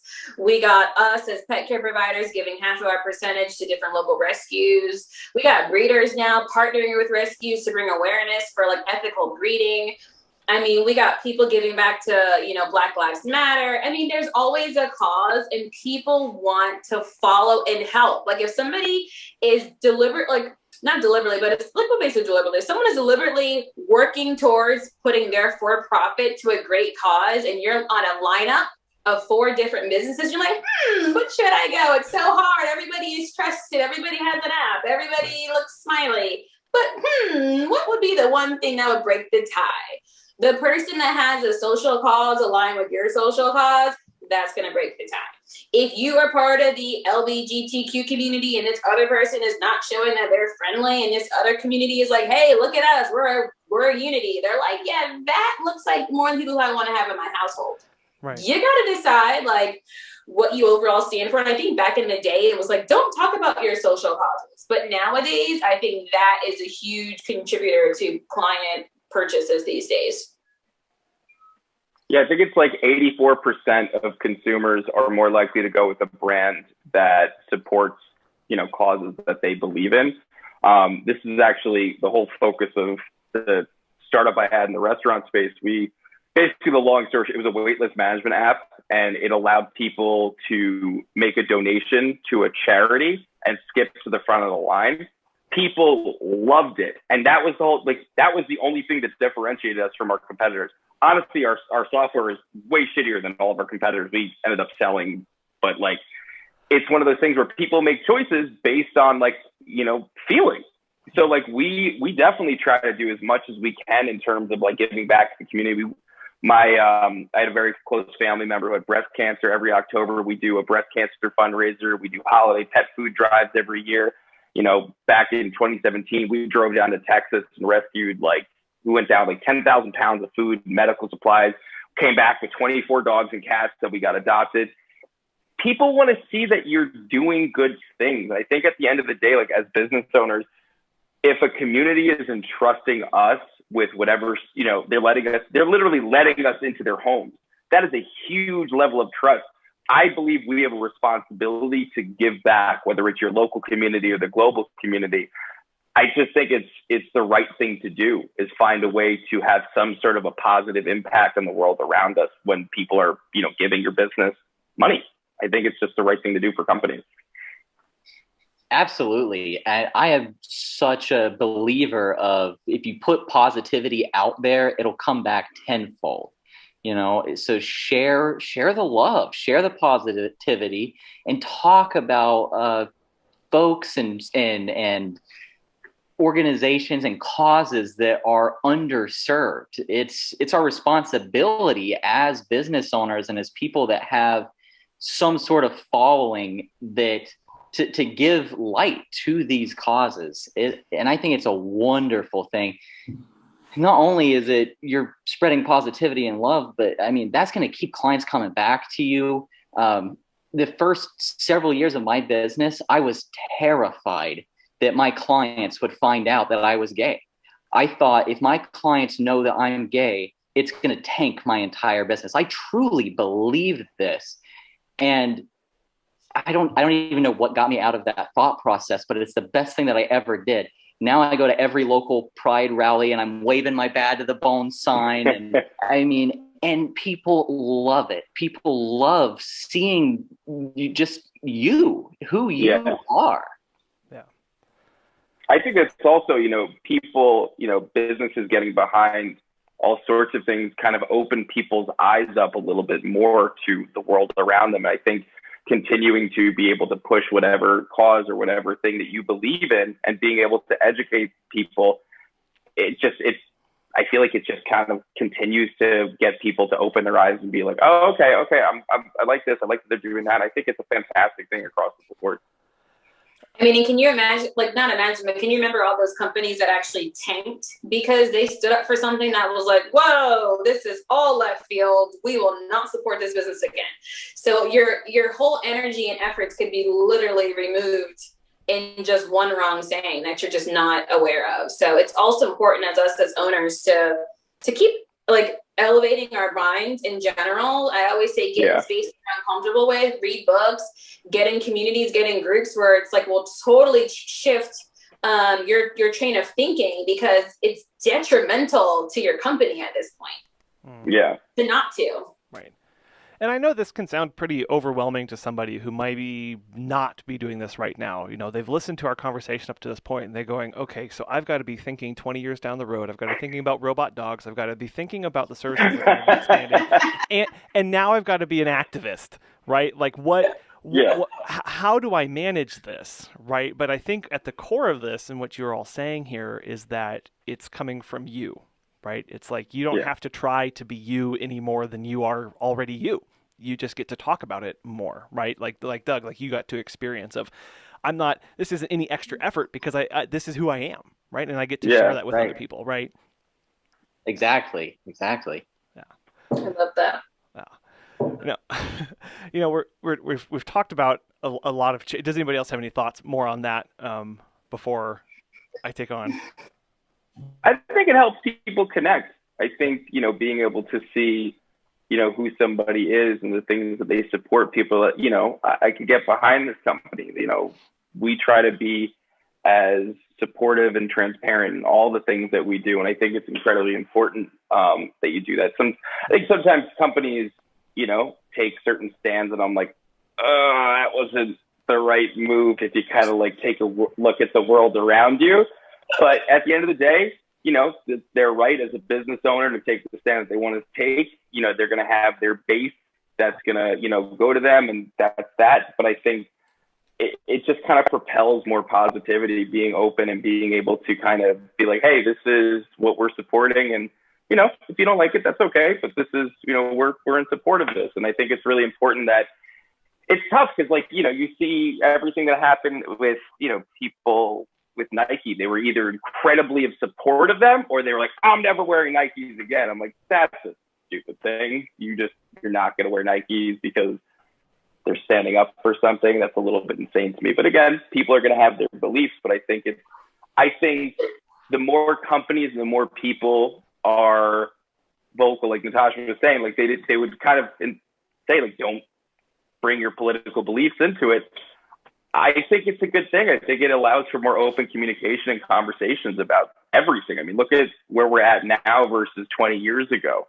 The fact that Doug, you were worried about how people would receive that is so insane to me that even existed within the last decade. I'm here in Brooklyn. I think it's a very open community, but it's just the idea that you had to think about that is just where the fuck are we, where this is even a thing that you have to consider. But I think by being able to kind of continue to be open for all businesses and all these different causes, I think it's just helping to progress things forward.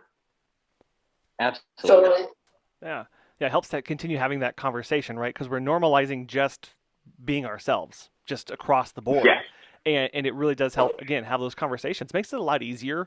And again, it's not a huge step because it's who you are, right? We are connecting with people. We're helping educate them about these things. We're speaking to a generation who is hungry for authenticity, whatever that word means, right? But just being yourself, right? They're hungry for that. They're tired of being spoken to like they don't know anything, and they're tired of these disingenuous campaigns that just do go with something after a dollar. But when we're being true to ourselves and who we are, like that's an instant connection that is going to, be there for as long as you are working with them, right? You can't take that away. Oh yeah, we talk about niching down all day. Clients niche down too. They do their process when they look on the internet and they do their review process and they're on mental checks. They niche down on the people that they want to spend their money with all the time. Right. I think that's only going to continue. I think people are going to be, more aligned with the brands that align with the things that they believe in. I think that's just going to get further and further, which is great. Yeah, that shouldn't be disheartening to somebody listening to this. That shouldn't be terrifying. That should be going, okay, great. I get to connect with the clients that I'm going to connect with, right? And that's going to help strengthen me and my brand and my business.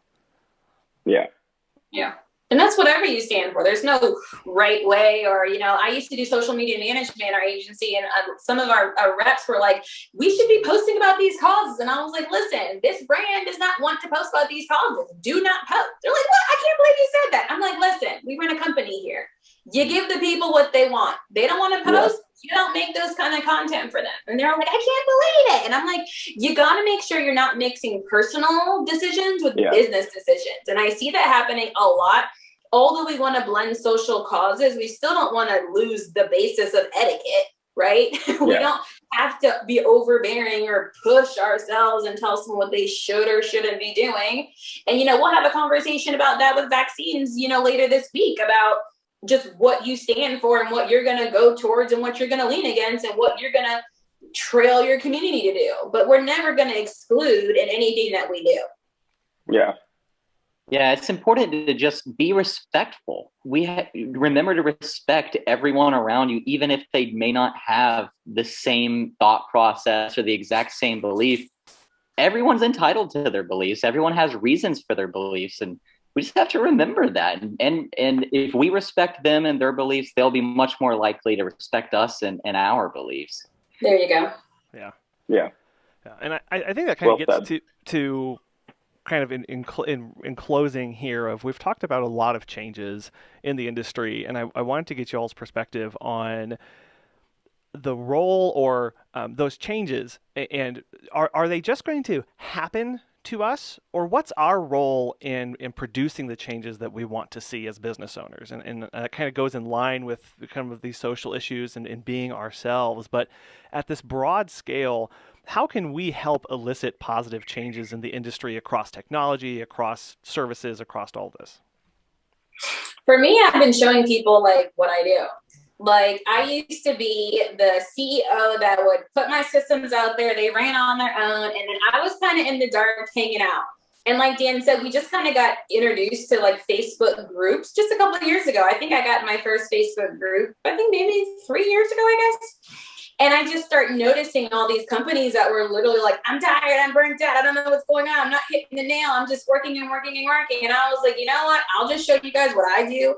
I'll show you my style. I show that it can run. You can make money. You can travel. You can have babies. Like, I think for us kind of leading by example, then you're kind of changing the thought process. So we ran a whole campaign changing the pet game. Like, my people who niche to me, we are all about lifestyle. Like, we're not hustling and grinding. We're living life. We are taking the vacation and drinking drinks. Okay. Like, for us, it's not going to be like, if you come into me and was like, well, I want to hustle. I'm like, well, I'm probably not going to be the right person, but I'll show you how to strategize. So you no longer hustle, but you can still make lucrative income. Right. So once you start kind of leading by example, I think your people will flock to you.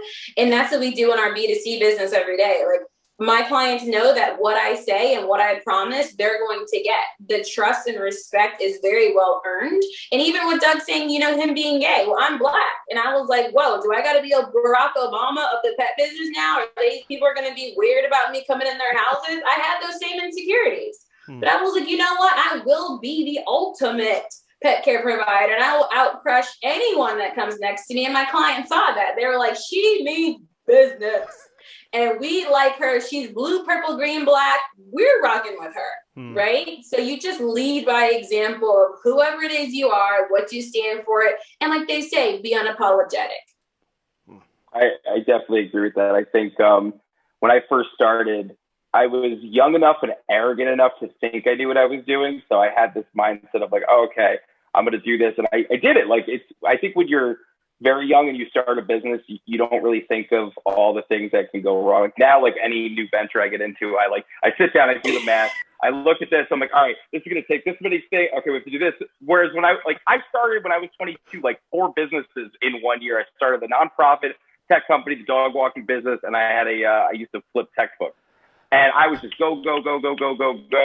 But I think I just got into this mindset of, I'm just going to try different things. Like if you go back and look at my social media posts from when I first started, and I tell people this constantly, go look at it. It's horrible. I made it in like, I think, what's this?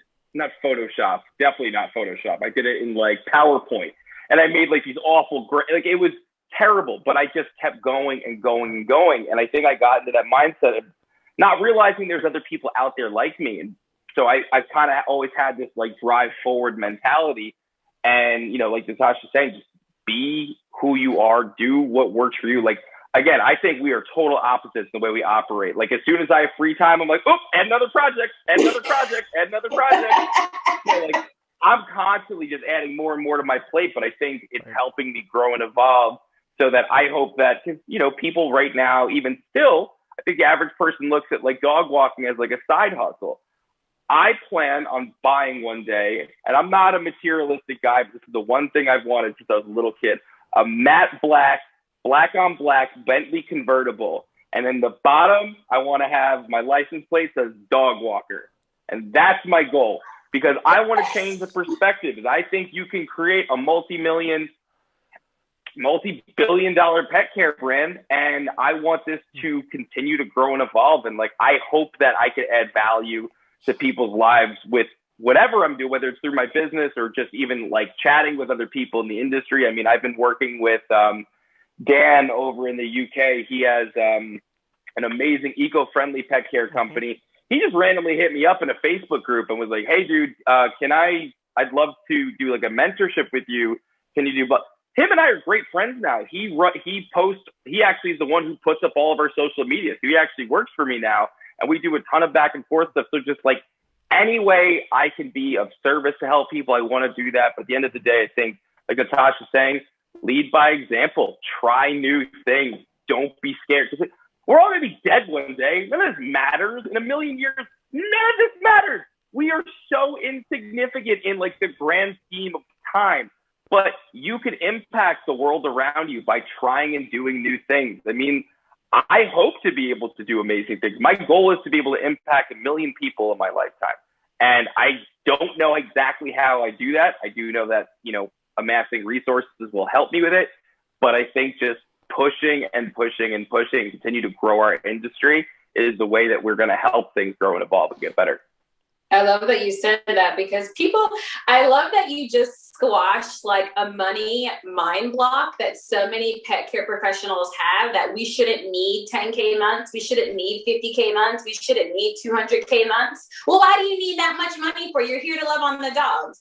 Well, I just love that you said we can love on more dogs, even get a grander impact with people who actually care about them, that are going to teach the integrity within the company, and you can be successful. And the way to provide the best impact is with money. I can literally be one Natasha working in Africa on a missionary trip, one soul. But the money that I make in the pet care industry, I can then donate a couple $100,000. How much more impact do you think I'm going to make?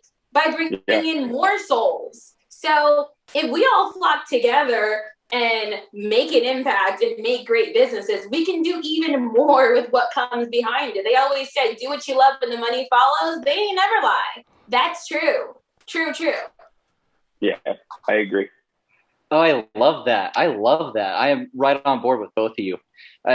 Dan, I started Bad at the Bone at 19 years old. I mean, I had literally just graduated high school. Yeah. I had never managed a person before. I had never handled money before. I mean, I literally didn't know anything about anything. And I've constantly learned day by day the hard way.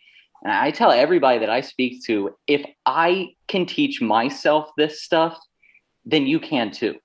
You know, the resources are out there. And that's why we do things like this now, is we see the power of connecting with people and sharing what we know, and just putting that positive energy out there into the world. It's such an amazing thing. That's why I started making these YouTube videos, is I just want to help. I want to help in any and every way that I can. And if I can help one dog walker somewhere make a better decision, then that's made my whole day. Yeah, I love your videos, by the way. Keep them up. Thank Me you. too. I'm always giving him topics. I'm like, do this topic. Do this topic. Like, I'm sure if you like getting them into the groups, man, you were definitely helping so many people. Because like I look at some of them, I was like, shit, I wish I had that. I wish I knew this information instead of having to stumble blindly through this. Because yeah, doing the beginning, oh my God, especially as young as you and I were, we started, it's just like, oh my God, I never managed anybody beforehand either. But yeah, keep going with those videos. They're definitely helping people for sure. Yeah, thank you. And yeah, it's just amazing how much I have learned over the past few years, and I love it. I think the power of knowledge is one of the biggest things that I've learned through growing my business. The more that you know, the more that you can help people, and the more that you help people, the more every life is better across the globe. And that is that's such a powerful thing. Yeah. Rage. Yeah. Well, and that's why I'm so happy to have you all on this roundtable, because the more that we can know about not just the current state of the pet care industry, but also start having some ideas about where it's going, the more that we can prepare and start making those differences and making those changes. You know, we're talking about the future, and that's why I wanted to talk to the future and bring you all on, because of the work that you're doing and doing everything that you're involved in. So I want to thank each and every one of you, Dan, Doug, Natasha, for coming on and having this conversation, for slogging through this time and really giving all of your great insights. But I know, as we've talked about, that you're all open and available to have more conversations and to help other people out. So how can people get connected? Where should they hunt you down and start stalking you and learning? First, Colin, I do want to say thank you to both of you for the podcast that you guys do. I think it is a super valuable resource for the industry as a whole. You guys are bringing together a lot of amazing voices and a lot of really insightful stuff. So I think the whole industry is loving what you're doing. So thank you for putting this together and getting all of us in this digital room. So yeah, keep it up, man. We love it. In terms of me, you could DM Dan's Pet Care. I'm on there, but if you wanted to contact me personally, my Instagram's super boring. It's just Daniel Reitman. It's just pictures of mountains and sunsets and occasionally a puppy or my fiance. But I'm more than happy to help. Hit me up on Facebook if we're not already friends yet, because I'm pretty sure I've friended every single person in every single Facebook group. But for real, if you have a question, I'm super accessible. I might not get back to you right away, but like I am more than happy to answer any and all questions. I do some consulting on the side, nothing too crazy. It's more kind of like a la carte. But if you're looking for operations stuff, you might want to go with where here. Natasha, I'm trying to point to you. The podcast listeners are I'm happy confused. to help. So Dan's Pet Care on Instagram, Daniel Reitman on everything else, but hit me up if you have any questions at all. If you guys want to contact me, I'm boring too, psych. It's Natasha O'Banion. You guys know I am the Monday guest coach on Pet Sitter Confessional, and I love doing it. Literally, when you and I, Colin, talk, I was like, yeah, I can do a guest. I told Doug that. I was like, Doug, should we podcast? I'm like, no, let's just keep being on Pet Sitter Confessional. I was like, that's a win-win. So definitely, I love the podcast. I love that you guys bring voices in that we would never ever hear or experiences from people. And again, I love this little pod that we got going on. I'm like, hey, we should do a coaching pod together. And I'll send you to Doug for this, and we'll send to Dan for this, and Colin for this, right? So we all have a little bit of everything, different perspectives, absolutely, but we're all here for the greater good. But I prefer DMs. That's my style. I will send you a video message. If you've ever DM'd me before, you'll be like, wow, send me a video. So yeah, send me a DM. That's the best way. Natasha Banyan. Yeah, I love that idea, Natasha. We'll have to talk about that later. Yeah. Yeah. I'll DM you. With the video. Yeah, I love the podcast, Colin. I mean, this is such an amazing resource that you guys are putting out. And man, I listen to every episode religiously. I follow your schedule. I know when it's coming out. I got my earbuds ready. Like, I love it. It's completely widened my perspective of the pet care industry. Like Dan said, you know, I didn't know that there were other people out here dealing with the same issues. And it's one thing to see it in a Facebook post, but to hear it on the podcast in someone's own voice, it's such an amazing thing. And we learned so much. So thank you for that.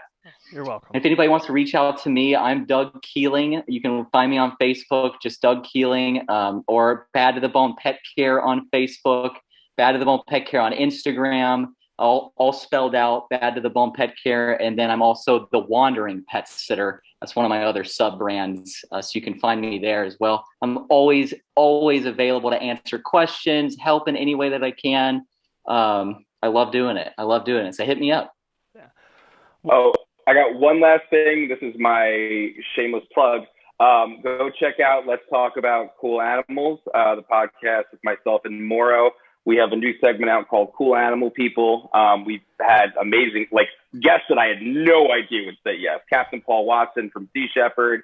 We just had Dr. Evan Anton on, or as I like to call him, Dr. Handsome, who the coolest dude in the world. Like, him and I nerded out about lizards for legit like an hour. We've Caesar Milan coming on later this year, so check that out. We would be honored if you listen to us. Shameless plug over. That's absolutely right. And then definitely check out Doug's YouTube channel and Natasha, everything that you've got going on at Start Scale Sale too, guys. I mean, use these people as resources. Join our membership group or my high touch program, Automated CEO. Yeah. Yeah, there's a lot of resources here, and definitely reach out and get connected with them. All Dan, Doug, Natasha, again, but always a pleasure and always wonderful insight. So thank you so much. Thank you. Thank you, Colin. Okay.